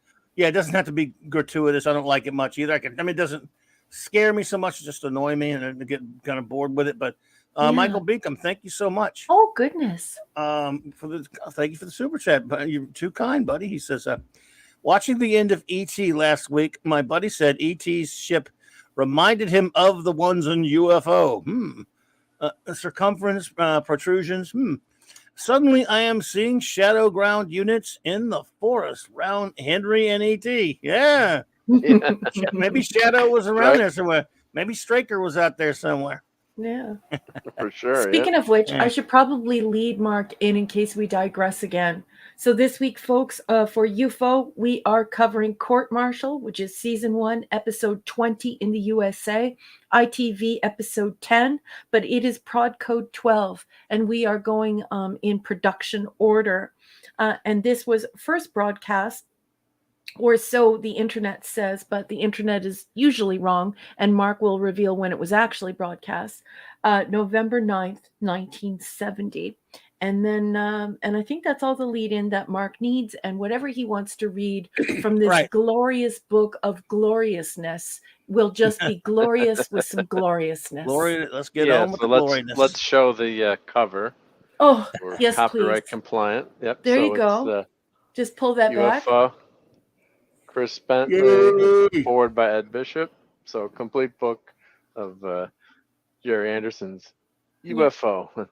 Let me zoom back. What a beautiful book. And there's Ed. Yep. Watch the page. Oh my God. Come on now. What? So, I will shin kick you. He's okay. He's going to be all right. All right. He knows what he's doing. Let me get my gloves on before I read this. But anyway, so this is Court Martial. Or you can just mail it to me. Tony Barwick, directed by Ron Appleton. I'll just read the first paragraph here and then I'll go to the notes. So after Straker discovers a bug in his car, General Henderson admits that he authorized it as a test of shadow security, prompted by recent leaks to the press of skydiver rendezvous with the supply ship. Information that was only available to a handful of people at Shadow HQ. Straker traces the leak to Foster, who denies the accusation. But when there's a second leak, this time of a moon-based mission authorized by Foster, Henderson convenes a military court-martial, indicting Foster under Section 8 of Shadow Security Procedures. I'll just stop there, and let's read the show notes. So Foster's in big trouble here. He's going to get more than shin kicks from Raquel. So notes, this episode was filmed under the title Shoot to Kill. Did not become court-martial until after principal photography was completed.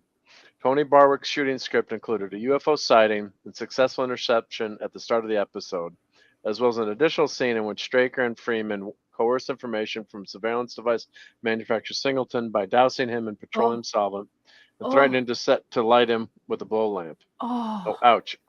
Pre-credit sequence with previews. The verdict of the court from later in the episode was a late addition, which did not appear in the shooting script. Yeah, because there's a back, the flashback. Unusually, this episode is only one visual effects sequence, the scene where Straker's car narrowly avoids collision with the transporter vehicle because he was on his phone. Don't ever be on your phone in the car. Distracted driving, Hey, even everyone. in 1980. Yeah. Say goodnight to JT Kirk. JT Kirk, my Take care, love to JT you and Kirk. your family. Good night, sweetheart. Take it easy, buddy. The trucks being ferried on the back of the transporter in this scene were originally made for the Joe 90 episode Viva Cordova.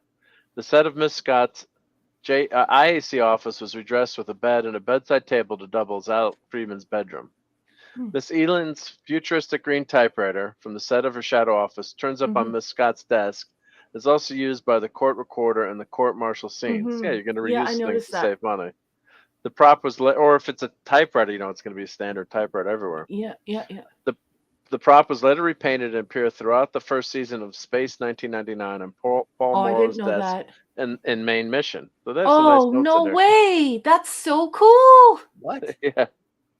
The footage of IC headquarters building is lifted from conflict, as Okay. is Henderson's later arrival at the studios. Okay. The footage of Foster's apartment building is taken from Exposed. Yeah, it makes sense. Just reuse the footage. Yep. Yep. Straker and Freeman's arrival at Singleton's shop was filmed on the Rupert Square standing set on the back lot of MGM British Studios. Previously seen and exposed in the responsibility seat, the set appears in UFO for the first time here as a real street setting rather than as a set on the Harlington Straker studio lot. Interesting, yep. So the guest cast. What are you doing? Keep reading. That's it. That's all the notes. So That's guest cast. it? It's pretty good. I just wish you'd read the whole thing. Yeah. So Although I think I Jack don't think Hedley- anyone else wants you to read the whole thing, but I want you to read the whole thing. I'll just read a couple of the Norwegian dancer. Yeah, well, Jack sorry. Hedley, defense counsel at Webb, was first noticed by television viewers as a title character in the 1960 Francis Durbridge thriller, The World of Tim Frazier. So he went on to be in The Longest Day, Lawrence of Arabia. Let's see. Goodbye, Mr. Chips. I'm skipping here. He was in episodes of The Saint, Journey to the Unknown. He was best known for his portrayal of Lieutenant Colonel John Preston in BBC's Colditz series. Michael French is a huge fan of that, if I'm remembering correctly. My buddy Michael French likes Colditz. Yep. He's a big fan. He was also in For Your Eyes Only. So Look at then this. Jane Georgina Grant. Cookson. Jane Grant is probably best All known right, for her Matilda. work with Patrick McGowan. Yes, that's right. Well, yeah, Danger Mrs. Man. Butterworth. Yep, and she was also in 2 Prisoner episodes. Yeah. Yeah, I knew she looked familiar. A, B, Right, and C, there we and go, Many yeah. Happy Returns. Mrs. Butterworth. She plays Mrs. Butterworth, of course. Oh my gosh, I have to have this book. This is just wrong. It's just wrong. So Zathras. that's What's up, that's Zathras? the main cast. Yeah. Nice Hey, to Zathras. see you. Crap. So UK television premiere, 5:15 p.m. Saturday, May 1st, 1971. I was 3 years old and not in Britain, so I couldn't watch that. But the major equipment, I always love that. Shadow Car A21 384, Shadow Car A 4-215, and Shadow Jeep A2-221.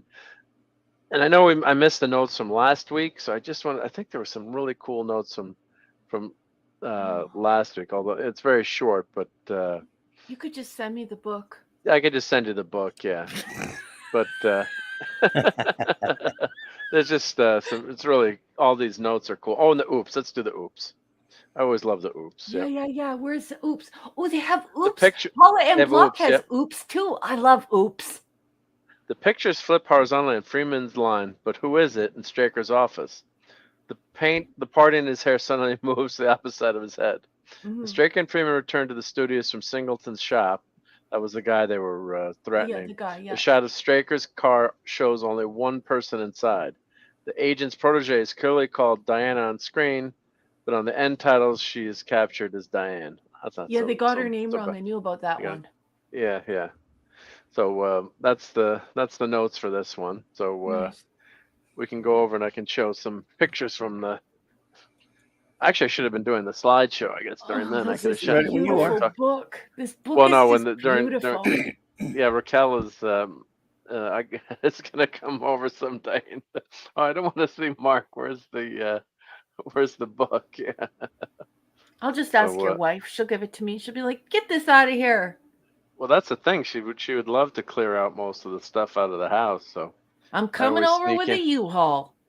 I always sneak in all the all the stuff into the house, and she goes, "Enough stuff. You don't need more stuff." I'll throw in some Willie Nelson on the road again, pack up the U-Haul, and head on down to see you.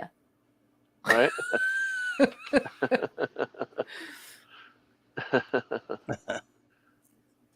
So here's the slideshow going. Yep. Nice. Yeah, this is one of my favorite episodes, especially when Kirk beats up Finnegan. I'm no Finney, Ben Finney. Sorry. Yeah. Oops. Roger. Was it Samuel T. Cogley, attorney at law? Man, my memory's filthy crap. Your memory is just fine. It's garbage. Yep. That's all good. As far as I can remember. So yeah, so I thought, well, Raquel, you've probably got a lot of stuff written down, but I thought it was really well done episode with a nice twist at the end. But yeah. So do you have like notes you want to do, or what? You want me to roll with the notes? Okay. I love Jackson's obvious fake name. Now everyone knows that this is a very intelligent show. It's very cerebral. It makes sure that it treats the viewer as an intellectual.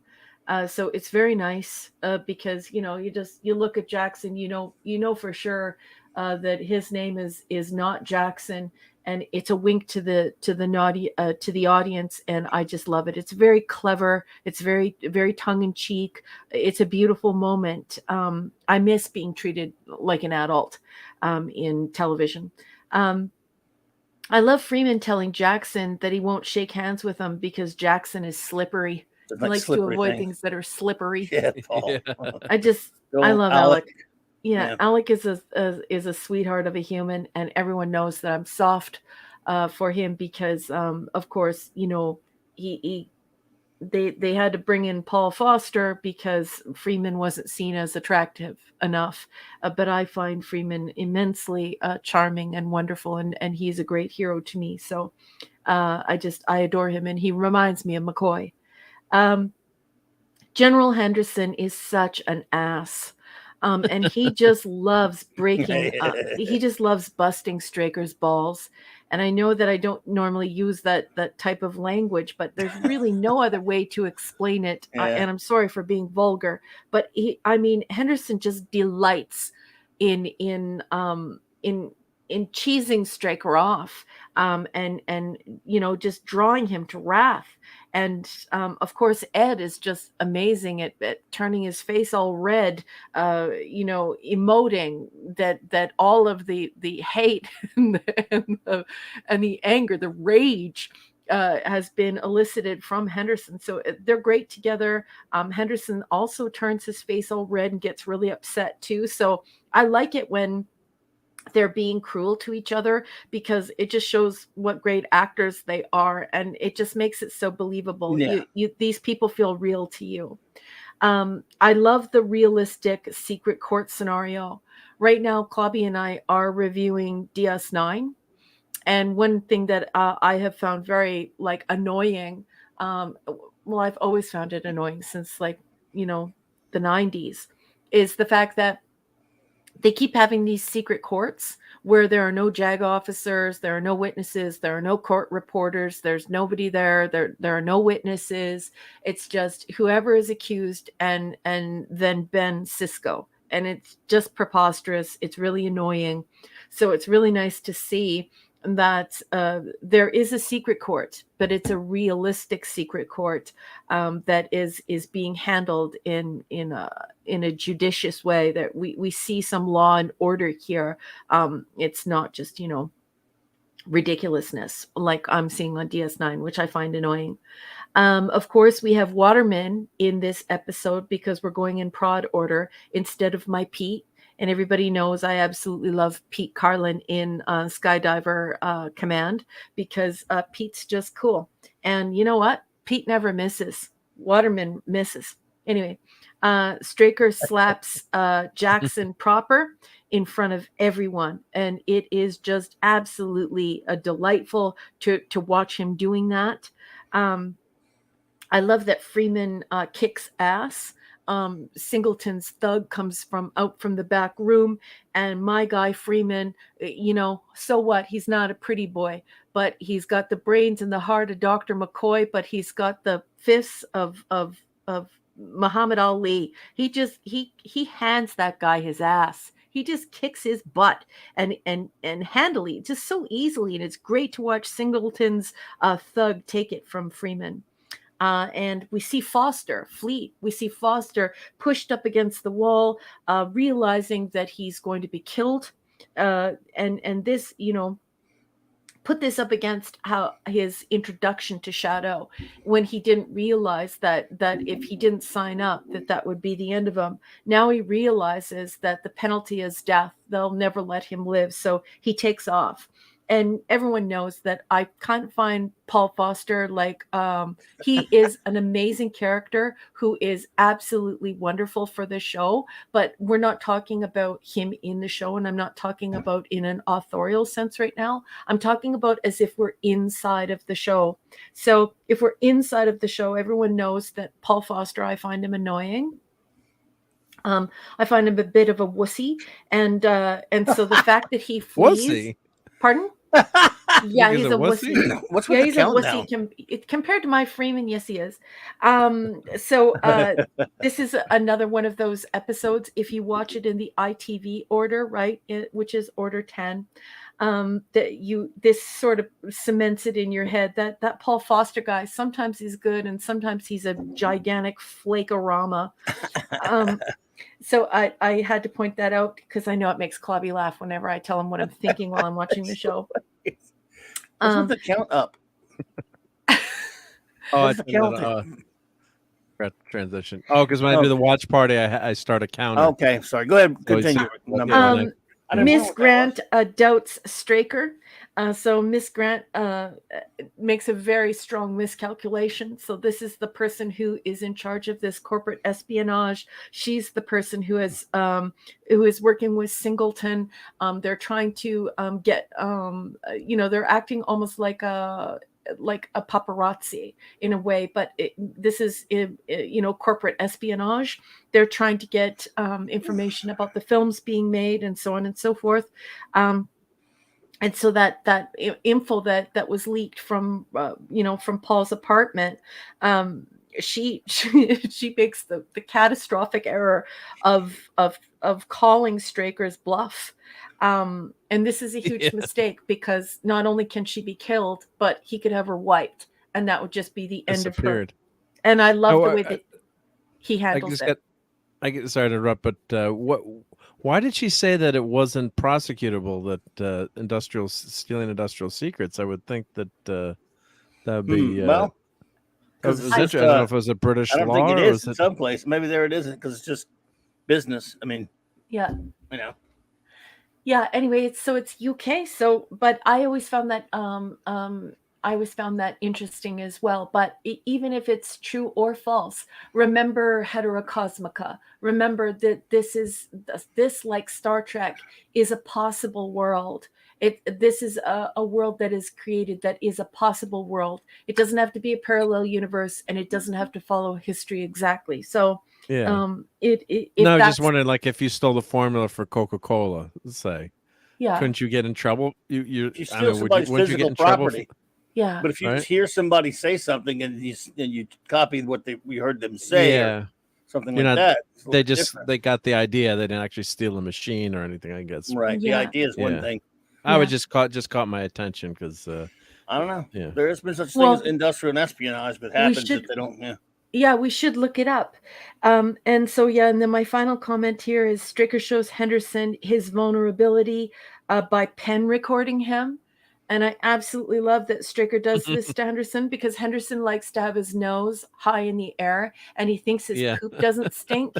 And Straker records him with the pen to show him how easily he could be killed for the same thing that he was doing to Paul, because you know, Paul Foster wasn't aware of what was happening to him, and he was guilty of working at home. He shouldn't be doing that. He's a shadow agent. He should know better. But he started off as a military pilot, and he was absorbed into shadow. It was either that or he was going to be killed. But once again, we live in a time, this epoch, this zeitgeist, this particular epoch. Corporations do all the storytelling, and they treat people like children.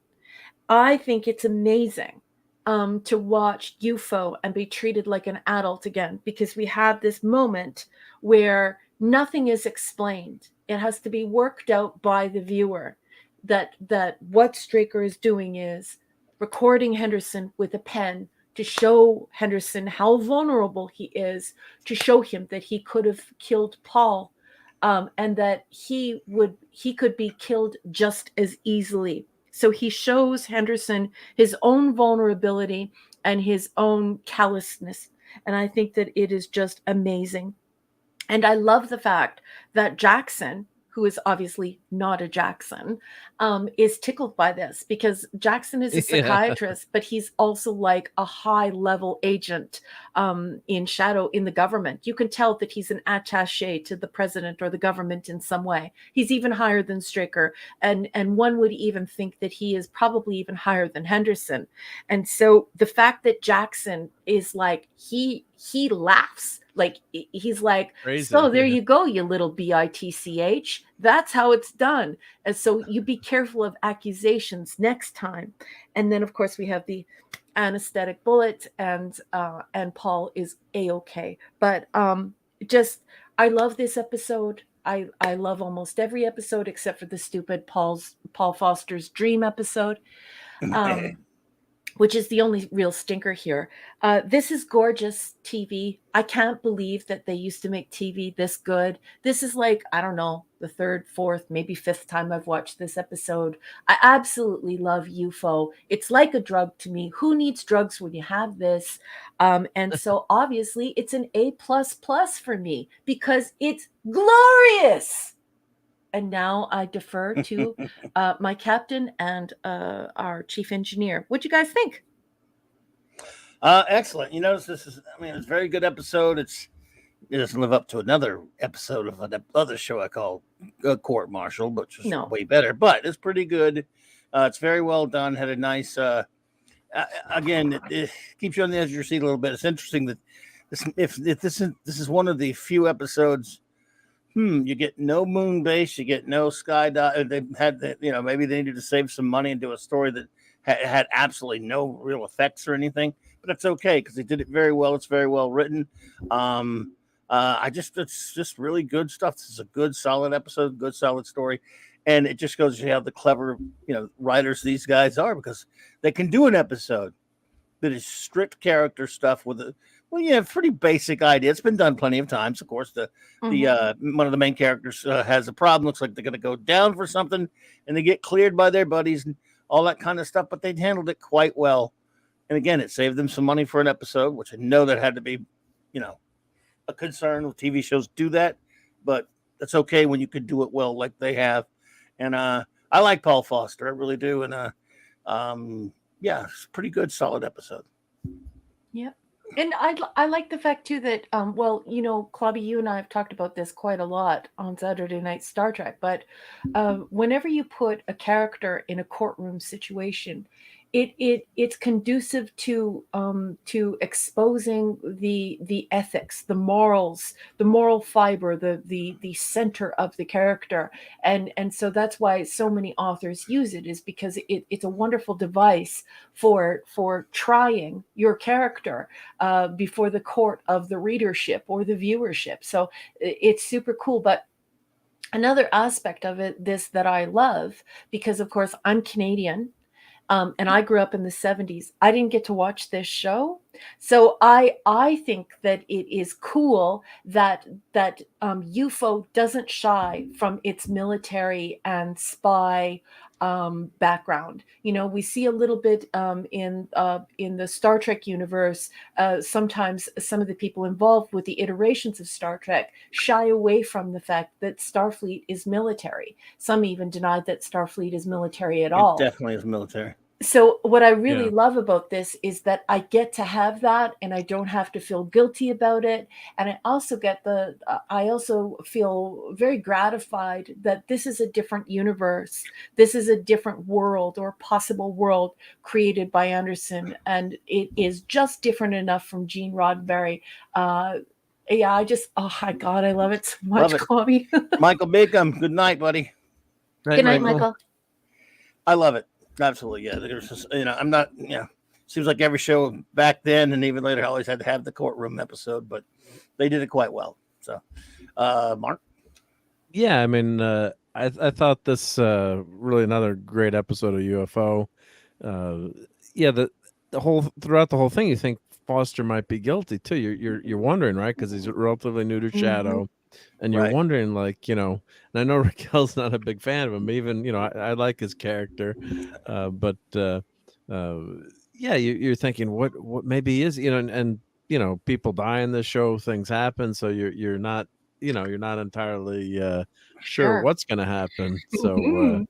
you get left wondering. I don't know, the flashback part. I didn't like that flashback. I think that I guess they're trying to set up how serious it was and that he's going to get the death penalty for this. Yeah.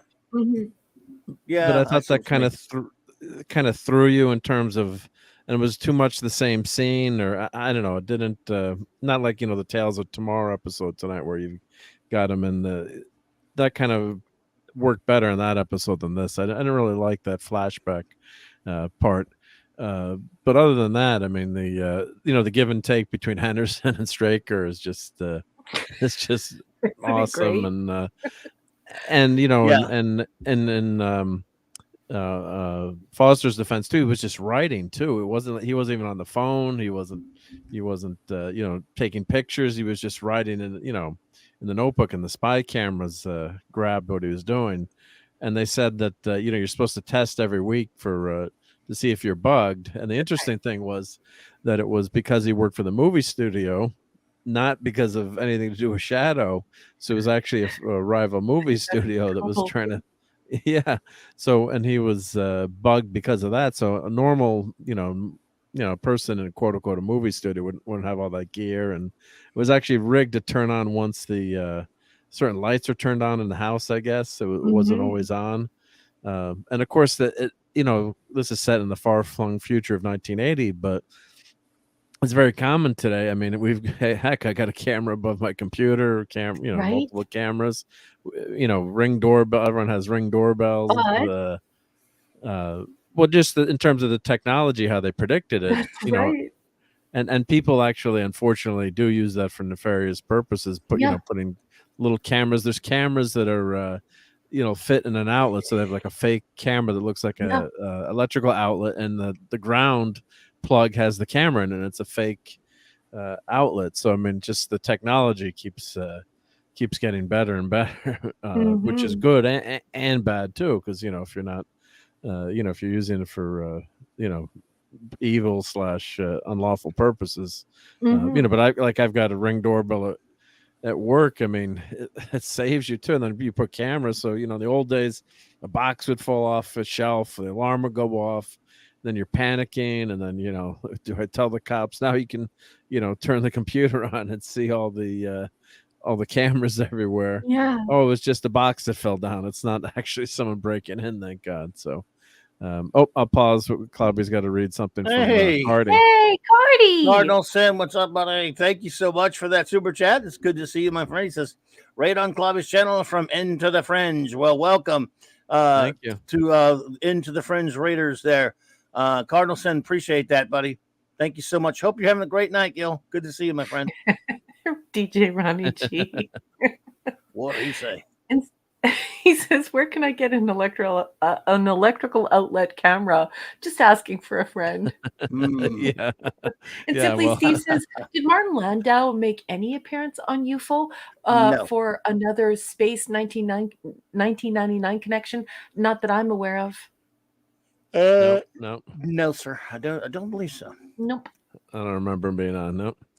But oh yeah, like the nanny cams. I mean, yeah, like it's great to have. You have a kid, your baby's sleeping, and you have the infrared nanny cam. The one thing I always remember was when I first had our kids. We were living next door to their house with kids too, and their baby monitor would sometimes come onto our baby monitor before I guess they scrambled them, and our neighbors got in a really bad fight one night. I'm like, "Oh, Maureen, let's turn this off. I don't want to hear this," Oh But no. it's it wasn't like we were trying to spy or anything. But once in a while, this I guess the way the frequencies worked, and you could actually buy you could buy scanners. Now they're illegal now, but it was where you could before the cell phones were encrypted. This is back, when you had those Motorola brick phones, you could actually listen in onto conversation. And also everyone had, wireless phones in their houses too. Mhm. And you could listen in onto those. So You could. Yeah, it's yeah. very sad. Yeah. So, and I Yeah. never did that. But it was all, it was awfully easy to, do if you had, you could buy that gear pretty Well, you're a easily. big city guy, but I mean, Yeah. for most of your country and for much of my country,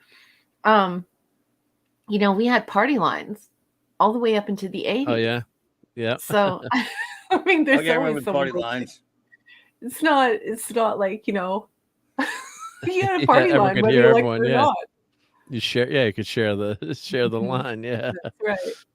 So yeah, but it's just I love the tech. They do predict a lot of cool things there. It obviously looks like it's filmed when it's filmed in the '60s, but a lot of the sets and futuristic ideas really work. And I thought the that last scene with Henderson and Straker, as you mentioned, where he records him, is just showing how Vulnerable. Yeah. maybe they've got maybe I mean you want to have the utmost security, I guess, in Yep.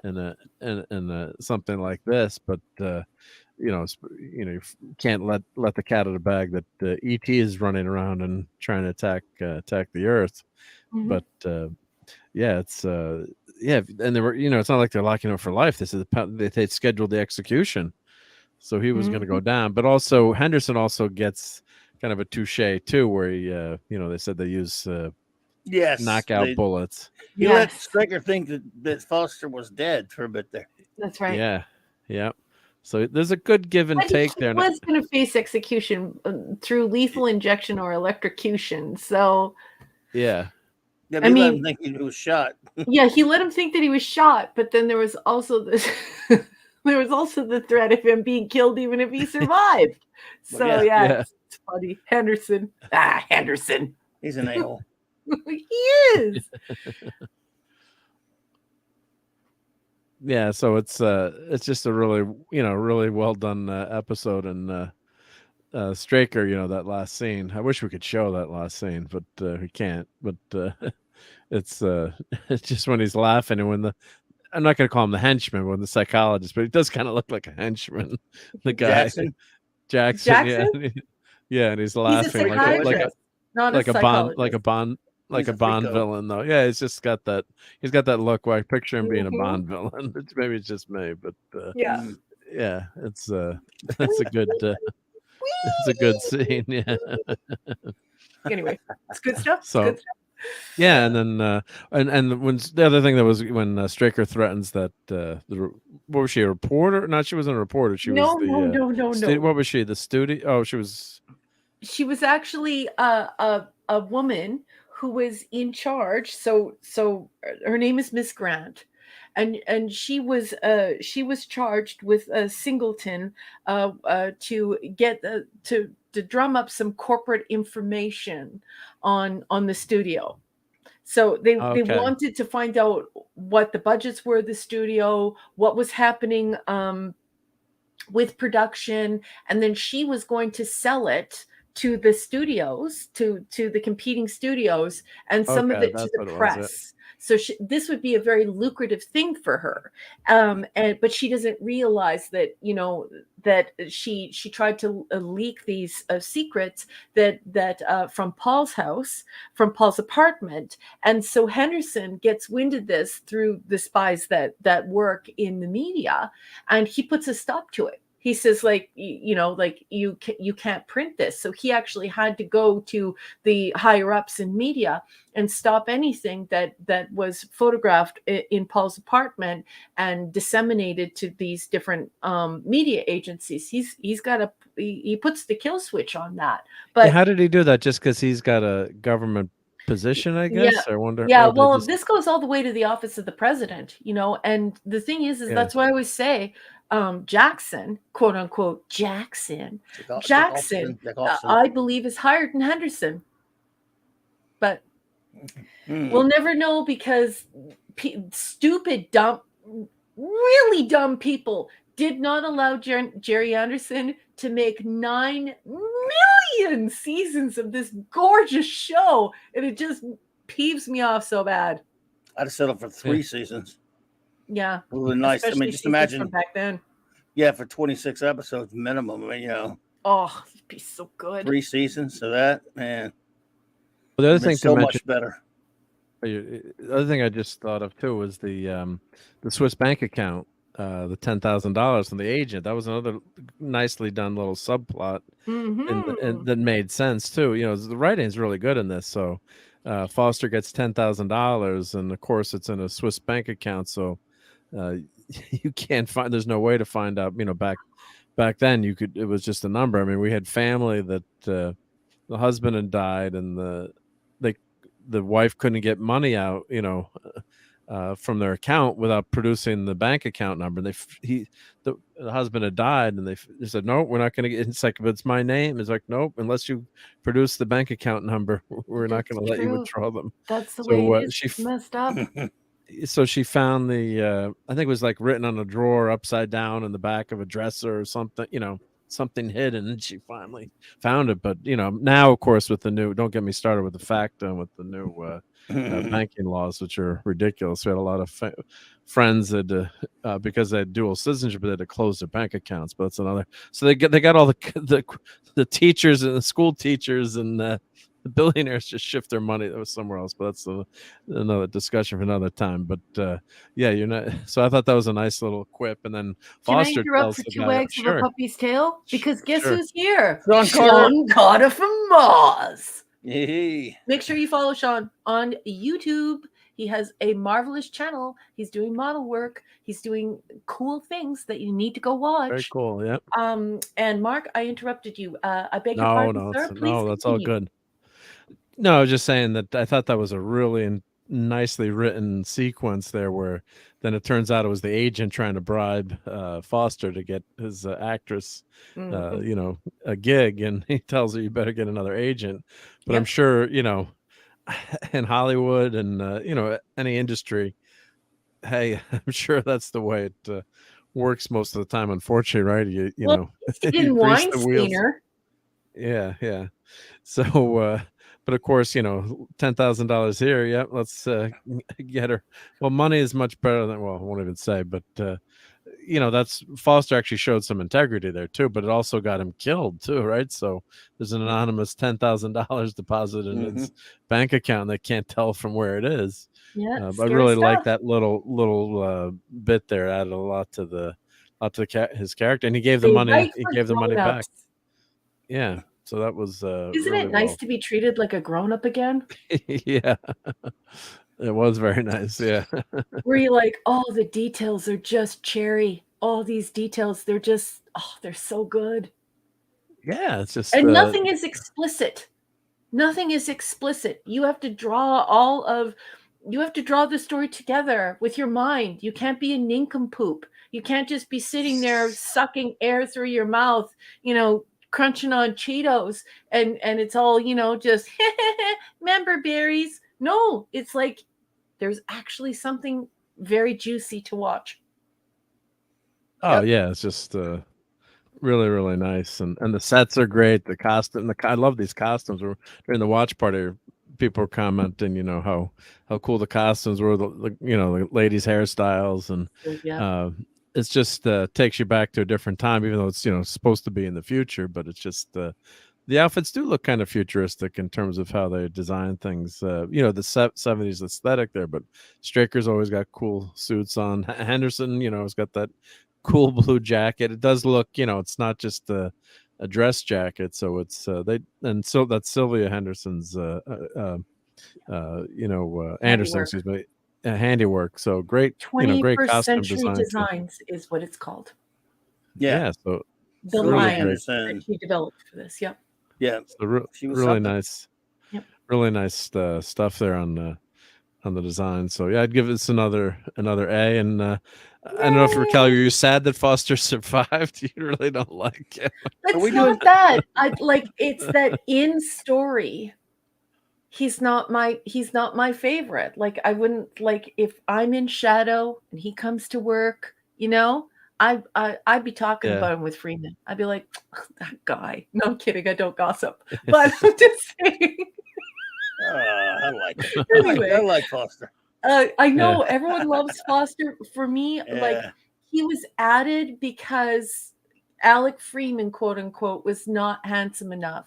And I don't like that. Do you know what I mean? It's not the actor's fault. It's not the actor's fault, but I don't know. Maybe Sylvia Anderson had a thing for him. Yeah, I'm sure she Dave probably messed C around. says, didn't the creepy guy play a different part in another UFO episode? Are you talking about Who, hell? Jackson? Jackson?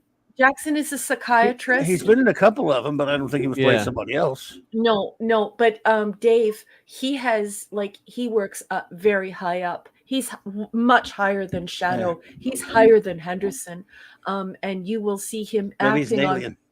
Well, no, I believe that if the Andersons would have kept on going, I believe he would be working for the office of the President of the United States or something like that. Jackson has a lot of power, and it is very obvious that he has exceptional abilities as a spy, as an interrogator, as a psychiatrist, he's got a lot going on. And that's a crazy, crazy, crazy character. And I love that they're like, quote unquote, Jackson. Cheetos. Lisa, that's a new one on me. Cheetos gave you a headache. Ooh. I love me some Cheetos. I've never got a headache from them. I got orange hands from them, but I already had orange rock hands anyway. You already had orange hands? Is that because you're clubby? Rock hands, yeah. So we're doing the A's like we rate our Star Trek. In that case, I definitely give this episode an A. Yay! God, I love you. Oh. Maybe I should have said B+ to an A, but no A. No, don't. I like Paul. Raquel, you were an A too, right? You're an A, yep. I was an A++. You're an A++. Cool. Okay. It's a great show. Unlike a certain show we review, I don't know if you're going to get to anywhere. I mean, I don't think you can get any lower than any kind of a B for the. You won't even get too many B's. You're going to get a lot of A's from me in the show. Just spoiler alert, but yeah. So yeah. Well, I'm going to have to do my spreadsheet anyway. I'll try to get it to you if I can. I want to see what the average is on that the last season of DS9. There's been some pretty low rated. We're not going to comment on future episodes. I don't want to give you Your agonizer, please. And I did agonizer, please. But I mean, the last 24 episodes, there's been a lot of D's and F's in that last cheese one, must right? be deficient, Clubby. Gotcha. What'd you say? I'm sorry. I was going to say sorry. Yeah, there's been a lot of D's and F's in that last. Oh man, this season 6. It's an E-F type of season. I mean, good God, I didn't realize. I didn't think it was this bad. Yeah, I don't remember being that bad either. Sean Carter says, as for A for me, Straker displayed such good leadership and motion, letting his personal feelings get in the way. Such a good character. Yeah, I love Straker. Straker's the best. Love you, Sean. I like Alec. I like Foster. I think they're a good mix. They need to, have different types of characters. But listen, Everyone, other than let Sean usher in all of those reviews. So if you watch the episode, and if you have anyone has a review, let me know. yeah, we love your reflections. We love your grading. We just love the conversation. If So not, no biggie. But if you got one, yeah. yeah. Actually, Raquel's favorite character is Ford. We know that. No,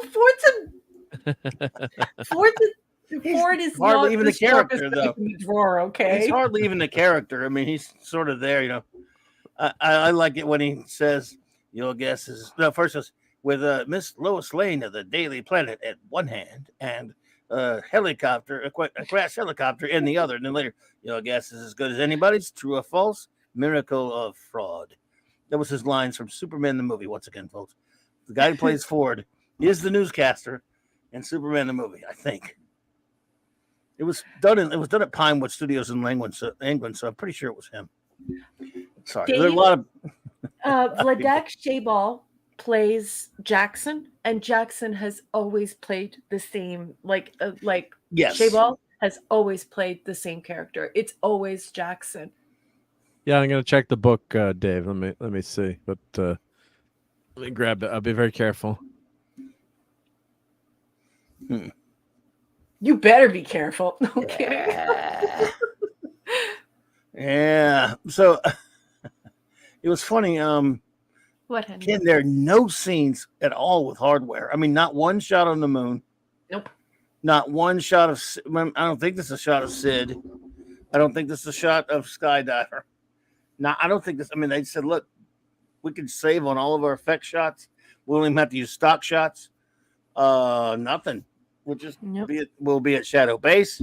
A couple of shots inside the studio and the apartment, and that's it. We could save a ton on this episode. Yep. But they wrote an interesting story. They were probably watching Court Martial on Star Trek and said, "Hey, we can do that. Yeah. Fill that up." Nothing wrong with that, and that's not a criticism. A lot of, if you count, there's about like 4 courtroom episodes of the original series alone. Yep. And about 2 or 3 on TNG. Yep.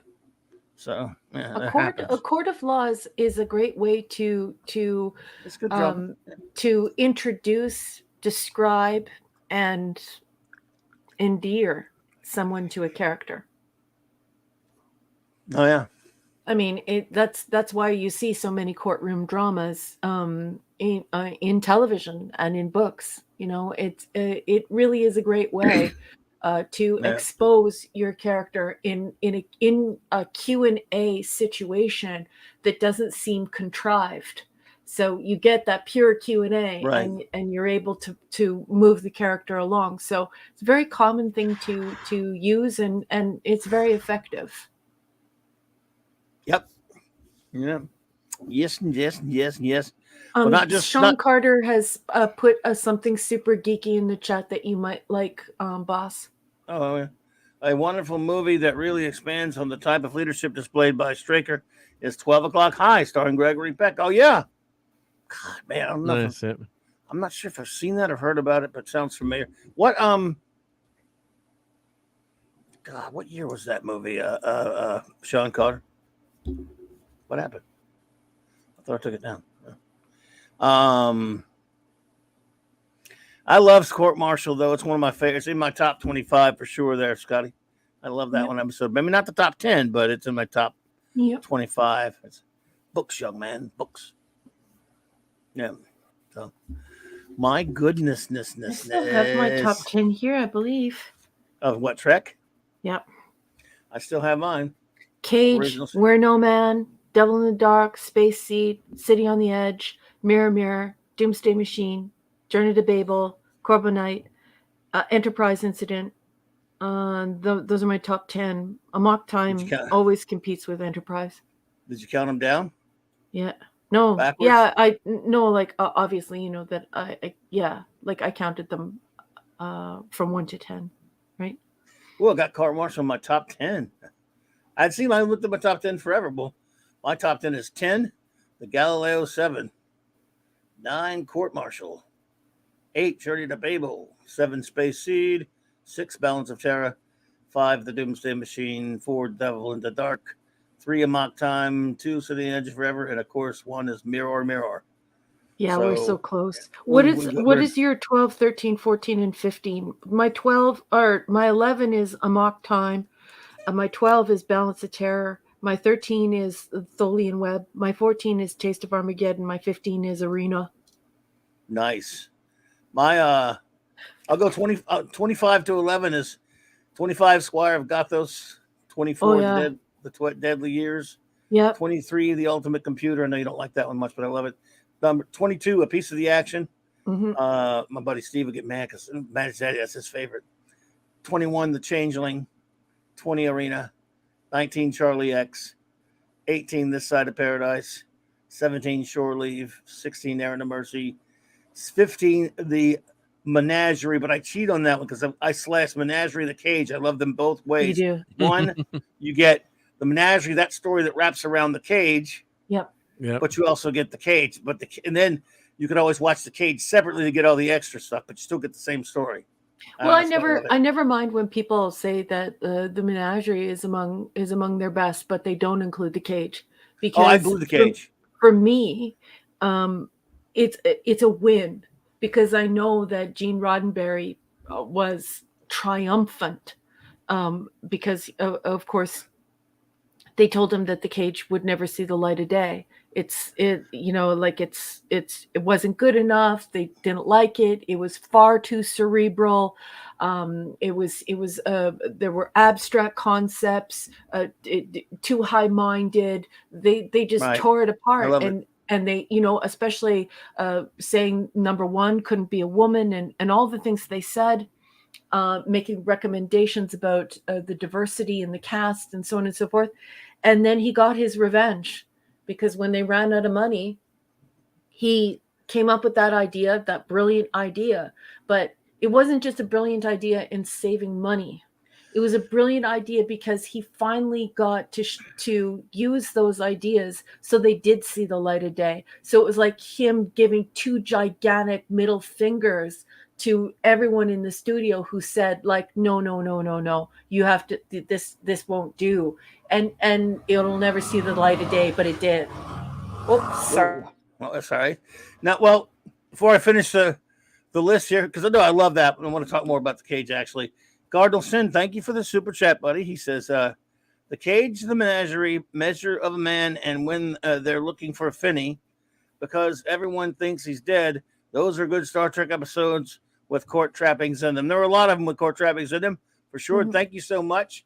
Before we go back to menagerie, I'll just finish with 14, A Taste of Armageddon. 13, Where No Man Has Gone Before.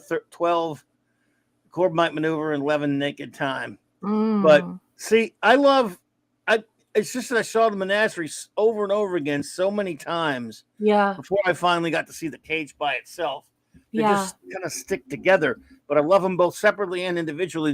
They make for one marvelous piece of Star Trek entertainment because you get the Kirk and Spock story wrapped around where it all began, and that's just wonderful. I love it, and I definitely understand how the cage is your favorite. It's beautiful. Well, Now, they're Oliver both great, Belamonte. yeah, like you said. What's Yeah. up, Oliver Belamonte? So, Hey, Mark, I know you Oliver. I don't know if you have your list, but Well, I mean, tell I us your just favorites. You probably might have my your list, I don't favorite. know. Well, just I don't have it. Hey, I Jill. should have it in front of me, but Jill's and, here. and I Hey, got something Jilly. I got something to show Jill in a second too. So I don't Jilly, think okay. she was there before, but so Jill, Yeah. stick around. Don't leave. All right, let me but, answer Oliver really quick. Unless Yeah, you, go for it. you Yeah, want to no, go elaborate for it. on what you were saying? Well, no, go. Well, but I could list. You Few can of make my yours. favorite We'd like to episodes. see your list. Yeah, I Yeah. have to do a list, but Galileo This was 7 I think is impromptu. my go-to. Oh, yeah. I love it. Arena is a Balance of Terror, Piece of the Action, a Private Little War. Just as a little kid, always struck me. That just it's kind of there's some silly things about that episode now, but just as a little kid, it just really hit me. I couldn't believe what happened to Kirk in that episode. I'm trying to think of. I said Balance of Terror. It's just so many Enterprise Gooders? Incident, Gooders. Yeah, there's just so many. But So if many I just had to, and of course the Doomsday Machine. But if I had to just Love throw in an episode, it would probably be Wolf in the Fold. Yep, I'd have to throw in Doomsday Machine or Gallows. I just love the exploration of Spock and that episode and what he does everything logic. And I can imagine like a politician or a leader thinking, but I'm doing everything right. I'm doing everything exactly by the book, but he Yeah. misses that human connection. It's not till the end of the episode It's a great that he one. realizes that he's got to, follow his gut and his instinct. And James Doohan with that fantastic, line at the end, which Clobby is going to quote now with, I see what you did there. Where you do if you want to do your Scotty, but It's like sending up a flare. It was a good gamble, Mr. Spock. Who knows? It might have been worth it. Yeah. No one out there to see it. Oh, it's just so good. Yeah, and then I love it. Kirk orders the Enterprise away. What did he say at on Space impulse normal power? speed. Space normal Space speed. normal The speed. Commodore. Normal The Commodores. You always hate the Commodores, the ambassadors. He was actually he was Commissioner Ferris. Yeah. Commissioner Ferris. Yeah. Yeah. But you always hate those muckety mucks, in Star Yeah. Trek. I guess it's Gene and the writers giving it to. Although the he wasn't bureaucrat. wrong. But in this No, he case, wasn't wrong. He wasn't, but wasn't even necessarily being a friend. jerk, but he was just trying to say, man, we got a lot of people to save here. And Yeah. we got lucky. But I hear you. No, dude, I got my number 10, and anything in my top, if it's in my top 25, you must know I adore it beyond belief because I love all that 25. In fact, there are a bunch of them that killed me to leave out of it. I love it. Let's see what Oliver said. Globby Mark Raquel. Mhm. Do you have a favorite Star Trek cliffhanger episode? The Menagerie he mentions. That's the only really cliffhanger that they have in Real Trek in the original series. Right? Yeah, it's all episodic. But as far as TNG, I know what you mean by Best of Both Worlds. Scorpion, I don't remember that one too well. I've seen it. Voyager, Pale Moonlight, I wouldn't call that a cliffhanger episode. Would you call that that's a one-off story? Not a really, cliffhanger, no. not a cliffhanger. But anyway, I mean, other than Menagerie, I don't guess really a have. two-parter is the only way you could have a cliffhanger, right? I mean, Yeah, that's not a cliffhanger. Yeah, there. but for DS9, look at DS9. They have they have one parters, two parters, three parters, It's four not a parters, cliffhanger, five no. parters, six parters, and some people even post it 7 parters. So it's like DS9 Right. is bad for that. Where it, anyway. The Best of Both Worlds cliffhanger, I like it, but see, as a Blake 7 fan, that's a total ripoff of a Blake 7 cliffhanger. I mean, an absolute blatant ripoff of one, which is far better, done well better on the episode Star One, which is way better than DS. oh god, Blake TNG. 7, those 3 episodes in a row. That's a great movie. That was it. Yeah. Star One. Yeah, Star those One, 3 together. Aftermath, and Power Play. Oh my god! I Oh, watch it's sometimes. great I just altogether. watch them all as a movie. Sometimes I'll just pull them Yeah, it's out. a movie, really. It's a great Oh. movie with the cliffhanger. Like, thank God I didn't have to wait. It's like when TNG fire, when Riker says fire, we had to wait like 2.5 months or 3 months Yeah, to see and that. it's so different because in his case, everyone's all serious about the Borg. In this case, the Liberator is about to fight off a fleet coming through a thin little hole from the Andromeda, 600 something ships, and they're one ship, the Liberator, and was it? You gave him the word. You gave him your word to fight him off. Why, Ava? And he goes, "Why not?" And then they're about to fire. It's all tense and everything. And then Billy goes, "Avon, this is stupid." He goes, "When did that ever stop us?" Yeah. He goes, "Fire!" Bum, bum, bum, bum, bum, bum. And we all know what happened next. Cardi says, "Have you seen the pilot for Spectre?" Yes, long, long, long ago though. Sword Magil about it, and John Saxon asked, "Was he in that?" I thought John Saxon was in the other one of the Planet Earth, the second of the Genesis 2. Well, I don't know, maybe it was. Of course, as occult investigators, and it was a good premise. Too bad they didn't make a series. I know Robert Culp was in that. I didn't realize John Saxon was in that, but long, long ago, Cardi, I'd like to watch it again. It's one of the Roddenberry's pilots, so I recommend it. Even though I don't recommend stuff usually. All right, now I believe. Thank you, Cardi. By the way, I appreciate that, buddy. I believe you had something for Jill. Is that right? I do have something to show Jill, and I found I have a really cool shadow website I want to show too as well, just so we can show all the characters. But yeah, let me put that All right. camera on and show Jill this. Let me flip over my. Let's see here. Boom, boom. Change to the right camera here. You know, this is complicated stuff here. Let's see. Here we go. Boom. Get to the right camera. All right. Oh, There's your book. there's the book again. It's still safe. I don't want any So, more cracks Jill, about the this book. is not painted, but that's the 3D print. So I got to paint this. So hopefully Jill is still with us. Yep. No, Captain Infinity doesn't like this. Too much time travel. I'm not gonna hate. I'm not gonna hate it, Jill. It's making you happy, Jill. I love it. So there you go. It looks like So it's something. got to be painted, but yeah. Well, there I you think go. it came out pretty good though. It came out pretty cool. Looks like about the right size as a TV prop. So Yeah. So All that's, right. We gotta show it to her. looking good. So Yeah, I hope you like that, Jill. Yep. You ought to put it right up against that book when you paint it. Oh, you Right just there. and I get the spray paint right here. Yeah. What do you think, Raquel? Your agonizer, please. you just killed. It's no trouble. Your agonizer, please.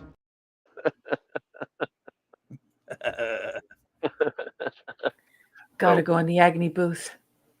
Yeah. Yeah.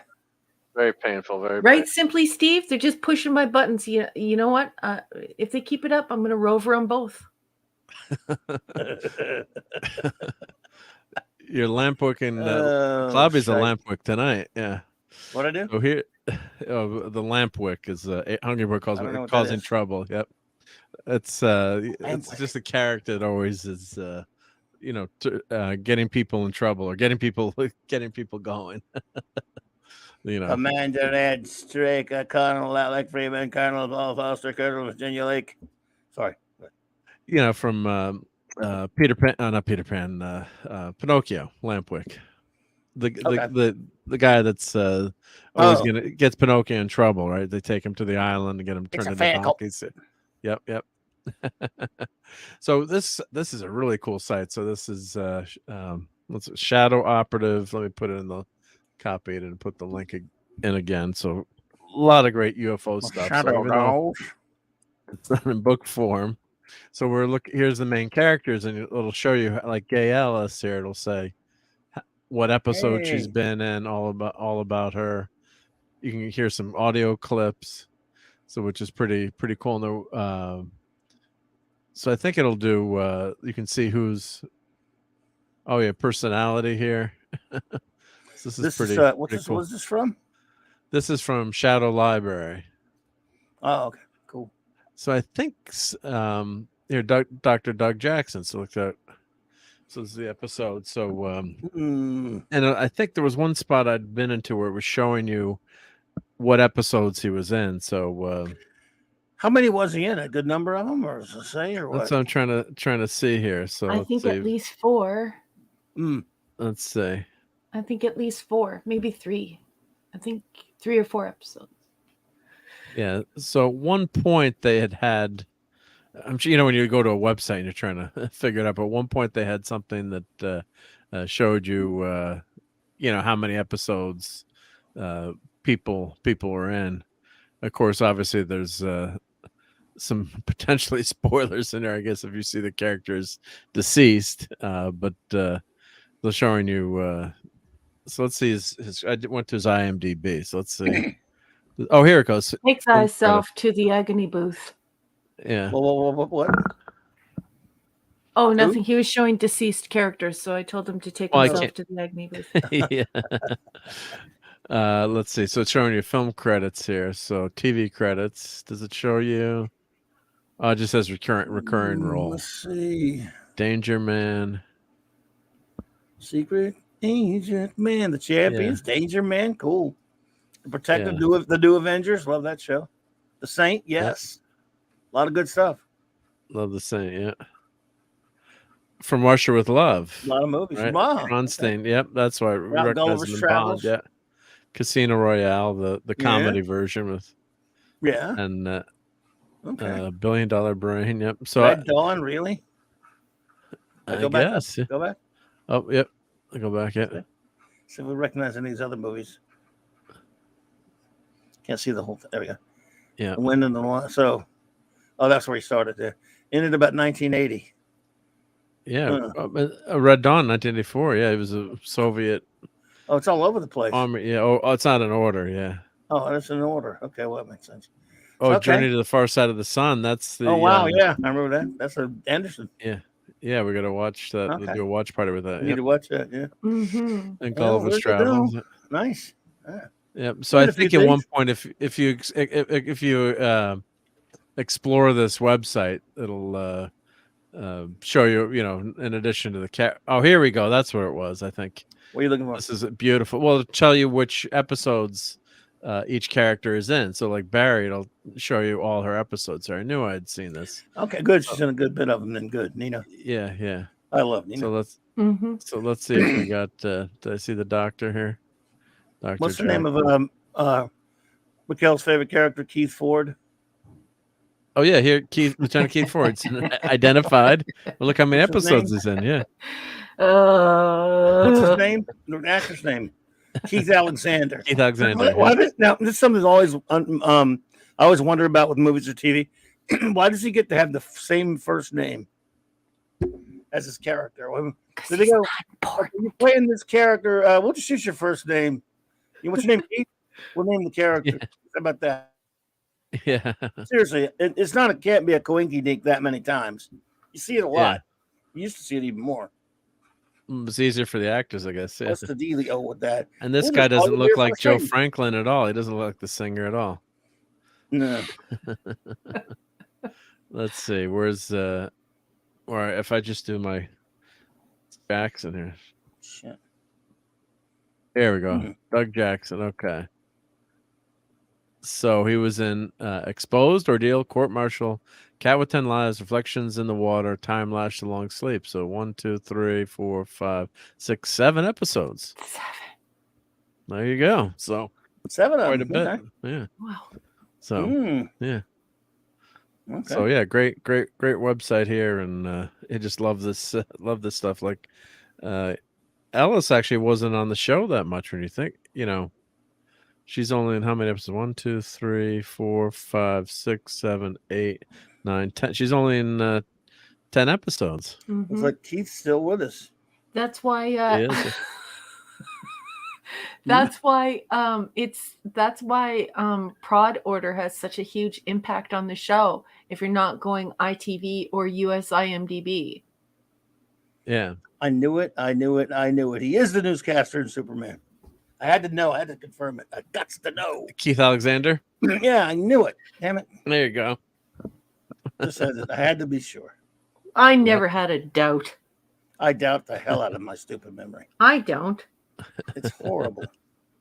Get him on the show. Case in point, last night, Ronald Mason, still not convinced that somebody brought up an actor who passed away a few years ago, British actor that had been in just about everything. And they some of the stuff he's been in, I'm like, wait a minute, there's no way he played that character. I'm still not convinced that's right. They're trying to tell me he played a character that doesn't even look like him. I mean, he's been in a lot of stuff. Anyway, beside the point. Good. So what do we got here? Nina, what about Gay? She's in a lot of the actress who episodes. plays Gay, was she in a lot of stuff? Was she in a lot of episodes? No, she's only in 10 episodes. Well, I mean, how 10? 10, Well, yeah, that's it. I could tell you guys why, but that would be spoiling it. Spoiler, right? Yeah. Yeah. So Barry's in Saffras. Get him on the show. He's only like. Did 90. you guys watch the Ladies of UFO, the documentary? Oh no, I haven't gotten a chance to watch it yet. Why didn't you guys watch that? Because we're dumb. I haven't had a chance. You guys. I put it in my show notes, my watch party That notes. kind of stuff. I told you my memory's filthy and horrific and Shin garbagey. kicks. Shin kicks. I'll put it on at work tomorrow. Boom, boom, boom, boom. You need to watch that, I will. Yeah, no, it looked good. Yeah. Buster. Virginia Lake didn't seem to be in that many episodes that they're saying One. here. Identified, but she's in Identified for on the airplane for The just a first few one, yeah. seconds. She's not. She has a couple, 1 or 2 lines, so that almost doesn't even count. But Seems like they 1, brought her back later. 2, 3, 4, 5, 6, 7, 8. Oh, Space Intruder detective voice. Go up. I want to see it if I'm right. Sid. Mel Mel Oxley. Oxley. Okay, I was wrong unless he changed his name. He really sounds like that Let's see. Does it show you who it is if you click on it? Simon Cowell actor, but No, it's No, fine. for recording angel. Yeah. No. And look how ugly she is. She Be spawned the quiet. goldfish. And she She's one spawned of the the most goldfish. beautiful Fish. women that has ever lived. And yet she gave birth to Blinky the goldfish. Hey, that's so not nice. Good thing he's a Definitely not jerkweed. nice. Yeah. Definitely not nice. Yep. I don't care. Did I should upload that picture to show, I guess. Yeah. Remember the Yeah. goldfish picture? Wanda Ventum definitely had a very high hairspray and Prel budget, Hungry Boy. What in the hell? Oh, it's just a... You people. So how many episodes was Gay in? Because Nina was in a lot 10. of them, right? 10. She Just was, 10. but Yeah. I can't say Yeah. why, you guys. Leave this issue alone. We'll discuss it later. Yeah, do you mean? she's only in 10. Yep. Mm. You can't know why wanna know until why. I tell you. Now Ed was in all of them, of course. All of them. Yeah. Yeah. And Foster was in a lot of them. Most of them. Yeah. Yeah. And poor old Alec Freeman. Yep. Still did a good bit of them though. Yep. And then Oh, they sent him away. Yep. And they brought in Virginia Lake. Yep. I got to find that picture of the goldfish. I found it a few weeks ago, but yeah. See some of the other names on there. Who else I got names? Sure. on there? Yep. Because there are a couple other guys that were in multiple episodes. Wow, she's in a lot of them, Nina. Lieutenant Blythe. Mark was only in that many? 3 episodes. Yeah. Wow. is that Yeah, all? Mark Brown. Yep. Yeah. Which is a shame because he was so good. 4 episodes. What was the one where he took over? That was Computer Affair. When he took Yeah, over I the think moon so. bit. Yeah. He got Yes. promoted. Yes. Computer Affair, right? Yeah. That was a Pete good was only in a episode. few episodes too. Yeah. But when Yeah. this is the difference between watching in the American order, watching in the ITV order, which is Australia, New Zealand, Canada, UK, and then watching in the production order. It makes a huge difference in how long you think the people are on the show. Yeah, right. Because it's Mm-hmm. it's all skewed around, and of Yeah. course, you've got some characters that just in, one episode. So, Mm-hmm. but it's a military organization, so you're going to have recurring, Yep. My boy recurring Darren characters. Nesbitt. Keep going. Oh, stop. Go back a little bit. If you would mind. Let's see. Frank Craig. No. Wasn't more Breck, Lisa, wasn't Breck, One they'll tell 2 friends and so on and Yes. so on and so on. I think so. Wasn't Kelly LeBrock in one of those commercials? Breck? Yeah, I think that was her. Yeah. Yeah, Classic Darren commercial, Nesbitt. yeah. He was on a prisoner episode. Of course, a lot of these people were. You keep going Yep. if you don't mind. We got people No, from sure, Blake yeah, 7 Brock, on yeah. here too. Not regulars, but Yeah. I guess she's as good as She's so anybody. cute. I think she's cuter than the goldfish's mom. Gay Ellis, Yes. Gabrielle Drake. I don't She know, man. is She's so cute, yeah. outstandingly beautiful. If you could just see her without makeup. Oh my God. That lady is so beautiful. It's ridiculous. She's beautiful. Raquel, as a science fiction short story writer, what sci-fi idea or concept that became a reality, but also what the world fears today? Birth of atomic weapons or the rise of artificial intelligence? I guess she's asking you what you think about it, or what's worse. I'm not sure exactly what she's asking. Hello, Bricktops Butler. Hello there. Welcome. Hello, Brickstop Butler. I think what you're asking me here is, Raquel, what sci-fi idea or concept that became a reality, but also what the world fears today. I'm not sure what you're asking me. You may have left out a word, but yeah, but that happens because it's not easy to type stuff into the chat, especially meaningful stuff. I can tell you this. Atomic weapons and atomic energy was a very scary a period where folks weren't sure what was going to happen when you split the atom. So very interesting time. And this whole idea of we're going to go out into space and what's going to reach back. And so I love that concept. That concept is just beautiful, classic science fiction. And then we do have something emerging that I do find quite worrying, and that is artificial intelligence. As you know, I'm a communications and technology scholar, so I've been reading a lot of papers lately, a lot of studies, conferring with different scholars who are investigating things, and it is getting pretty worrying when we see the impact on forced obsolescence. You know, a leading scholar and also somebody who works in AI, has his own AI company. He recently was interviewed by the BBC, and he was saying that he can see within 15 years about 90% of all reporters and all media, like all news media, being replaced by AI. And this is actually backed up by a lot of academic study. So not just like undergraduate work, but graduate study. So this is a huge thing. This will transform our society.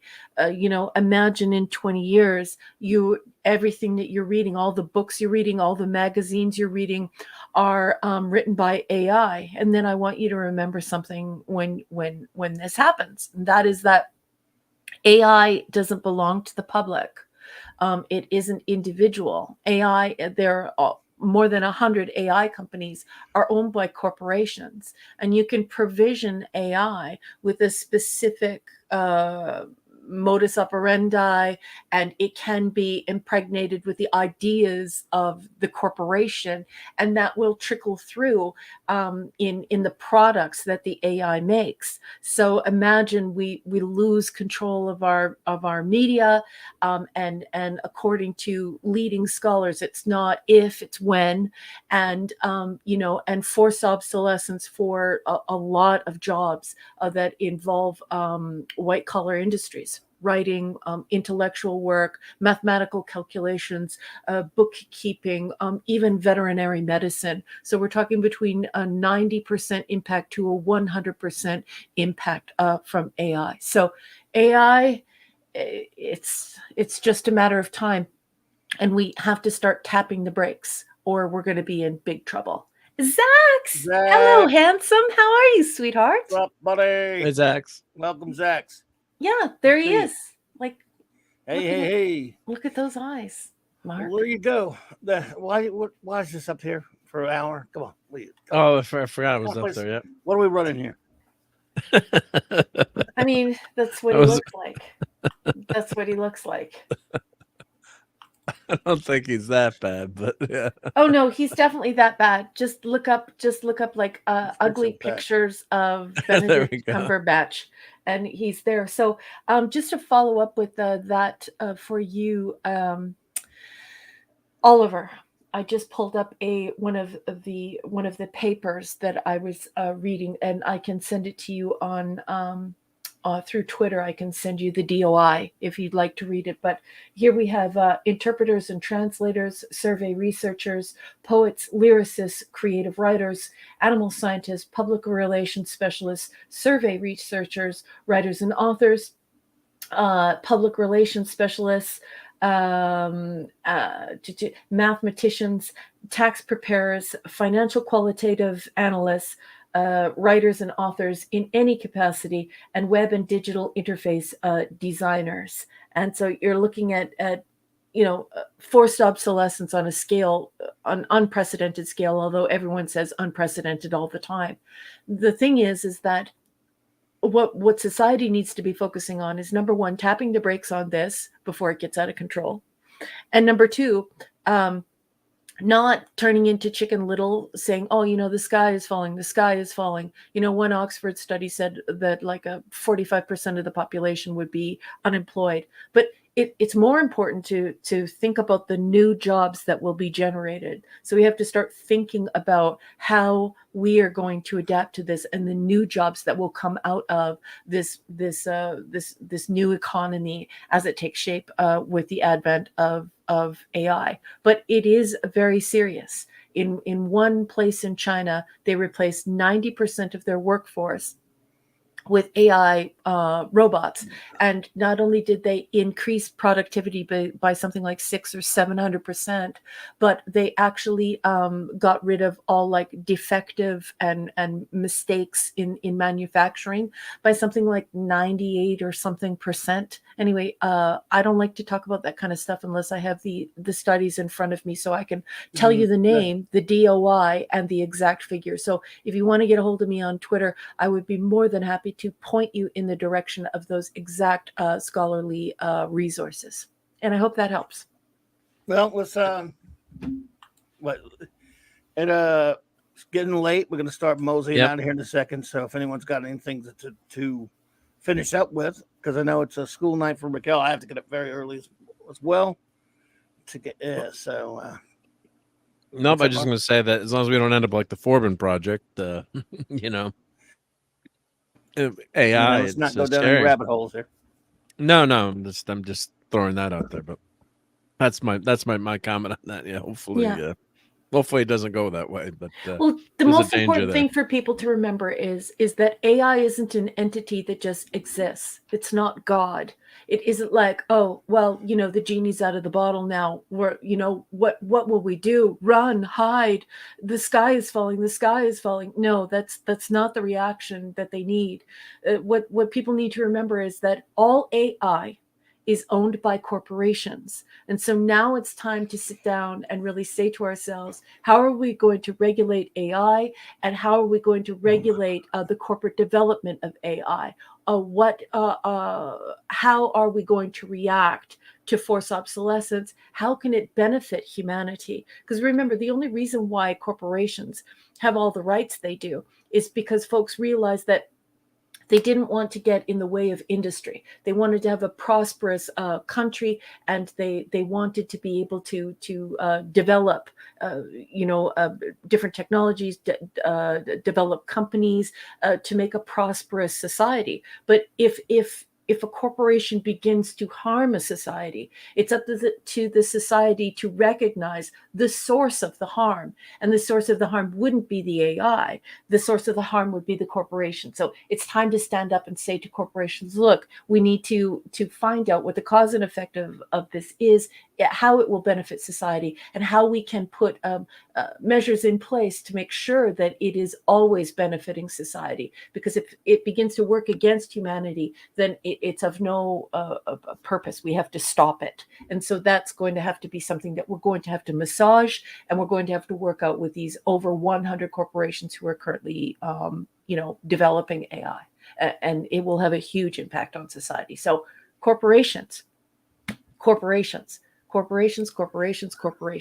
This is where your focus should be. You should be wagging your finger at the corporations right now and saying, how can we regulate this? How can we create transparency so that we know the cause and effect on society? And how can we best shape our laws with these corporations to make sure that AI does benefit society? So that's what I want everyone to think. That's what I want everyone to feel. Don't be Chicken Little. This is gonna be Terminator 2. Don't think like that. That you have the power. The people have the power to do it. They just have to have the will and the knowledge that they have that power. I hope so. Yep. All right. Well, everybody. Bricktops, Butler. We try to do that sometimes, but it happens. You're there. What are you gonna do? All right, we're up. What's that? Cardinal with all those. All right, so yeah, all right, everybody. Well, I did one. This will take 30 seconds. Oh boy! And, I know I'm killing you, but there's a new UFO audiobook out. Let's take 2 seconds to show. Yeah, and then we'll get out. And I just want to, because I had this and I just remembered it. So let me just share that, and that's my last thing. So I put the link in the chat so you can buy UFO Destruct Positive audio drama series, 3 CD set. It's 40 smack Wow. rolls. Oh, of course.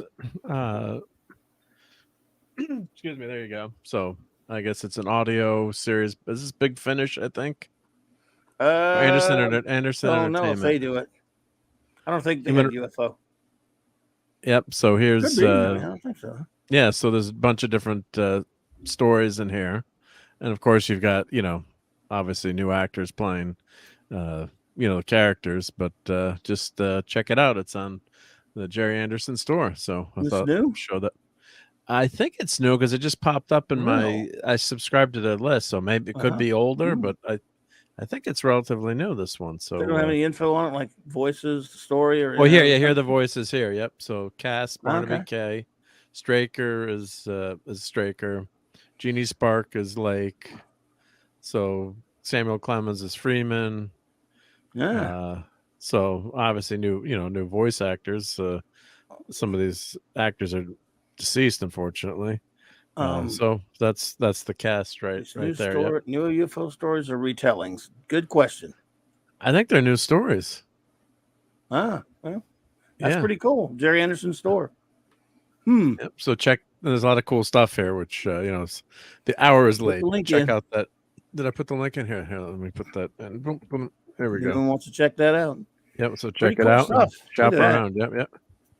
I love the audio drama is pretty cool. So yeah. All right. Yeah, because you really get into it too. Once. Oh yeah, here are the actors. Yeah, Barnaby K. On the top here. So yeah, and once you start listening, I've been listening to a lot of late night radio. There's a stream that does late night radio shows. Old radio. Yeah. And you really get into it too, especially if you're just doing some work or radio shows. Yeah, they're great. Yeah, just regular radio shows. There's a detective series. I'm like, I got to hear the next one. I got to see how it. Your brain starts to visualize everything. So some of these audio things are really audio books or audio stories are really well done. A lot of fun. Yeah. Cool. Well, let's see here. Number one. Do you have any closing words for our friends? Because I know it's late for you. It is. So I'll just quickly say I want to thank all my Patreon subs. Thank you so much for supporting my new book. I love you all very much. I want to thank everyone who came to the chat this evening. Thank you for the wonderful conversation, for participating, for making us laugh, for making us think, for engaging with us. We're nothing without you. So outstanding conversation tonight. Thank you, everyone. I want to thank all of the wrenches. Thank you so much for all the work you do. It's thankless. You guys don't even get paid to do it. And yet you show up and you guys are just absolute rock stars. So thank you very much for that. I want to thank Mark for everything you do for the channel, for the production in the background, for, just being a great friend of Clubby and I, and just being, an outstanding human being. I hope everyone will go over to your Patreon and support you as a maker, because you make beautiful things. And I hope everyone will hop on over to your YouTube and follow your YouTube channel, because you are just a delightful person to hang out with. And we all adore you. So thank you for everything that you do for all of us. And last but certainly not least, I want to thank you, Clubby. I love you so much. You're one of my best friends in the whole world, in real life. And I love this space. And I love being able to come together in this one room to talk about all of this fun stuff all the time. We all know one another because of you. You are our connection. You are our joy. We show up here and talk about all this stuff we love because of you. And we all love you for it. So on behalf of everyone in this room tonight, thank you. Love you so much, baby. All of you. And that's it. Oh, you're way too nice, as always. I love you. Mark D with the chief engineer. Yeah, well, thank you, everyone, and thank you, Raquel, for such nice comments. So always make me feel like who are you talking about? But thank you so much. Thank you, CLOBBERIN times too, for the space here. It's just fun to hang out. And shout out to Brian Hepburn, who has one of my Patreons. He said you should check out old time radio shows for Dimension X and X-1. So I'm gonna check that out. Thank you. And also shout out to Shooter and Sean as a patron, and also Sean Eastep again for sending me some cool Star Trek models and the Con Funko, which was awesome. But probably might be Sunday Night Geeker. We'll see. But if not, just watch Twitter and watch YouTube's. But if we miss a week, it's not the end of the world. Yeah. But, I guess but thank you for anyone who would miss us. But a lot of fun hanging out tonight, and I'm gonna promise to maybe I got to get some white gloves from the shop to wear next time when I show the book. But it's been fun tonight. And it's always fun to share those things. So. I gotta play that record and see how it sounds. So cool. Planet of the Vampire, very cool artwork there. So thank you everyone, and nice. And looking forward to maybe I'll pop in Saturday nights. We'll see what happens, but maybe I'll be in the chat a little bit. But for Saturday Night Star Trek, so have a great stream closing out season 6. Season 6, yeah. Well, thank you so much. Let's see here, show notes, and then we'll just say some goodbyes and get out of here. But show notes are as follows, folks. Tomorrow night on our great friend Nick Weiser's channel, I'll be hanging out with Nick in that great group of the Friday Night Comic Shop Talk fellers, 8:30 p.m. Central Standard Time. Comics Review will be reviewing the classic Marvel and DC crossover from 1982 by Chris Claremont, Walt Simonson, and Terry Austin. The Uncanny X-Men and the New Teen Titans team up.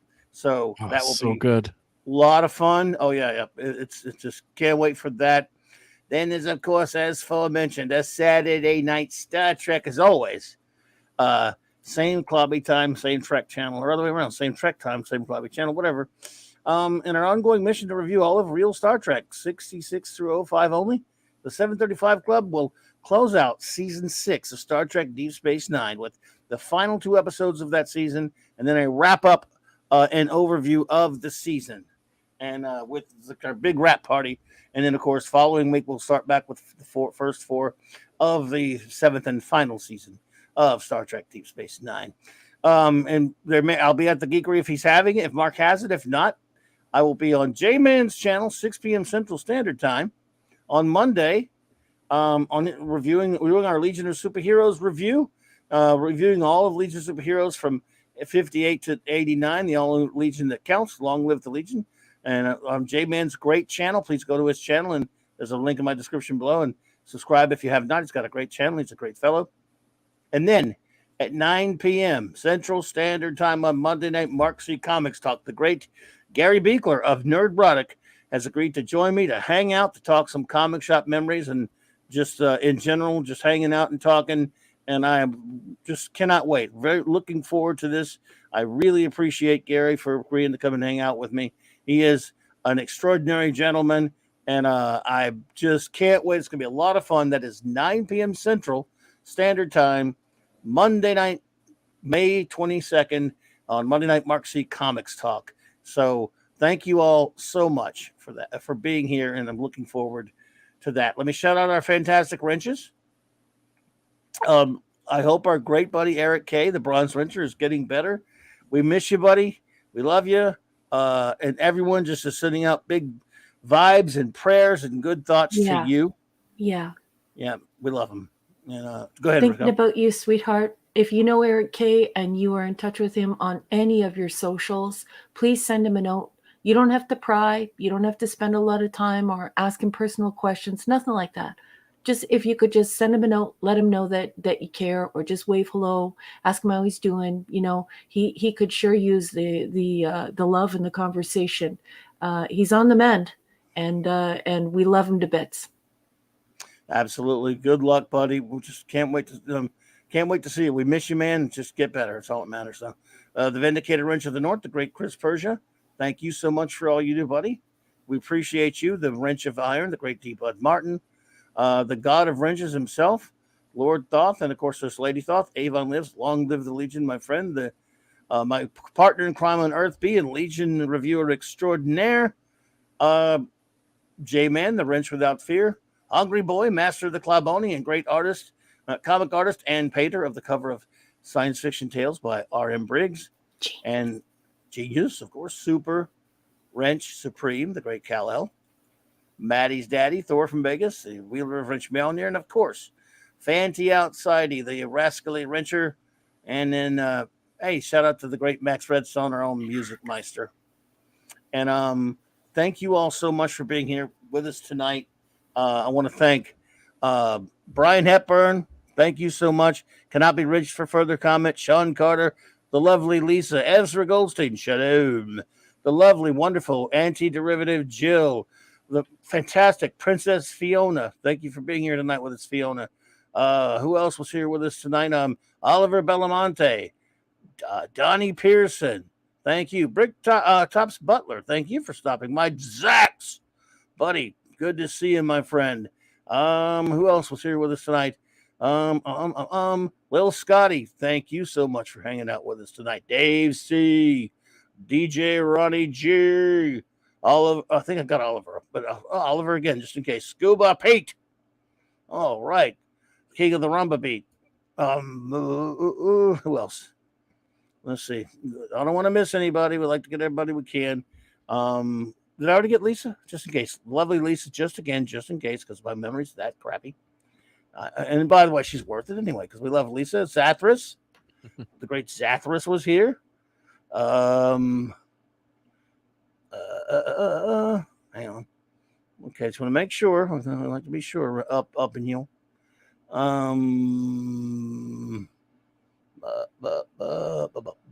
Cardinal Sin, thank you so much, buddy. Appreciate you, man. Thank you.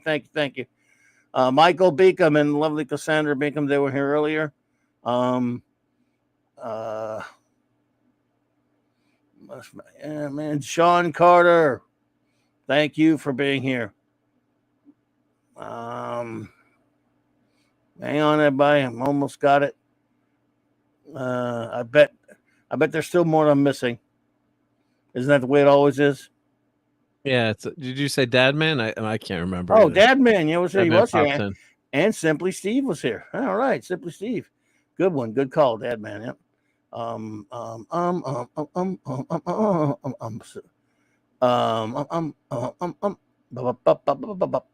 That's good vamping music. It is classic music for that. Yeah. It is for that, isn't it? Or unless there's just kidding. Sorry, everybody. All right. Well, if we missed anybody, I do apologize, but it's tough to go all the way back. I backtrack as much as far as I could. Captain Infinity and Beyond was here, though. We do know that. Now I'm going to say I probably got everybody. What do you think? Not a chance. I think so. Right? Yeah. Oh, you don't believe that, really? Do you? It never turns out that way. That's true. Yeah. Always someone. But it's good to check. It's always good to be thorough. Yeah. And of course, I might be going so fast that I'm still missing people, right? You never know. You never know. Yep. Well. I want to say we're almost there. I think I'm almost convinced that we've got everybody. Mr. Angel, see, I told you, man. See, we forgot Mr. Angel. Oh, goodness gracious! That's the first time I've said. Hail to the chef. Yeah. Yep. JT Kirk was here, dude. JT Kirk. Yeah. Damn, man, what's wrong with us? Me, I'm like I'm bringing you into it. It's all me. Well, I can't even remember either. So yeah. Oh man, stuff to remember about. It's that kind of night. But it looks like we are. Oh, Herc was here. Hoobie Doobie was here. Yep, Hoobie Doobie. Move Doobie, Keely Chow, Roll Tide. All right. So now I'm convinced. We're almost there.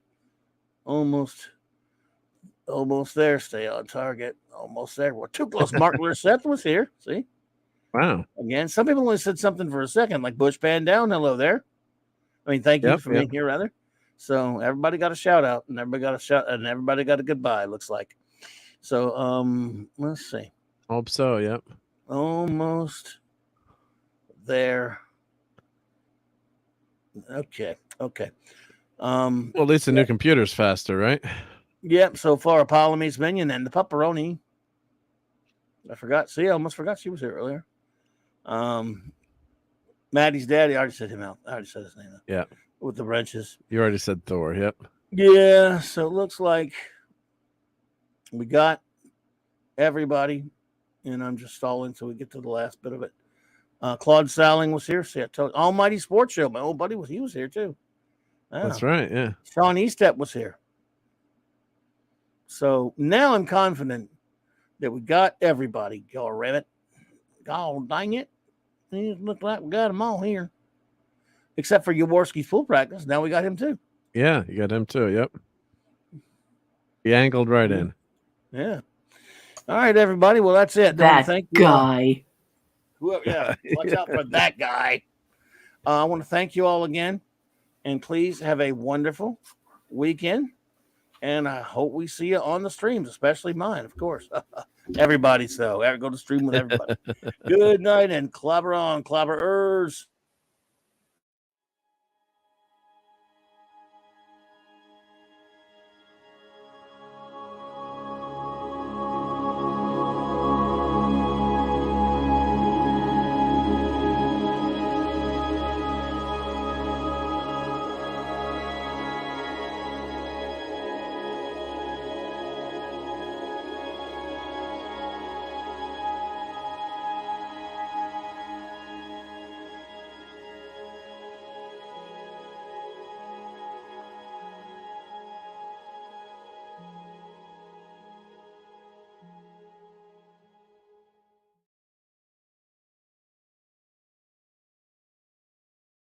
Shout out Snail Messiah who snuck in on me. Good night, everybody.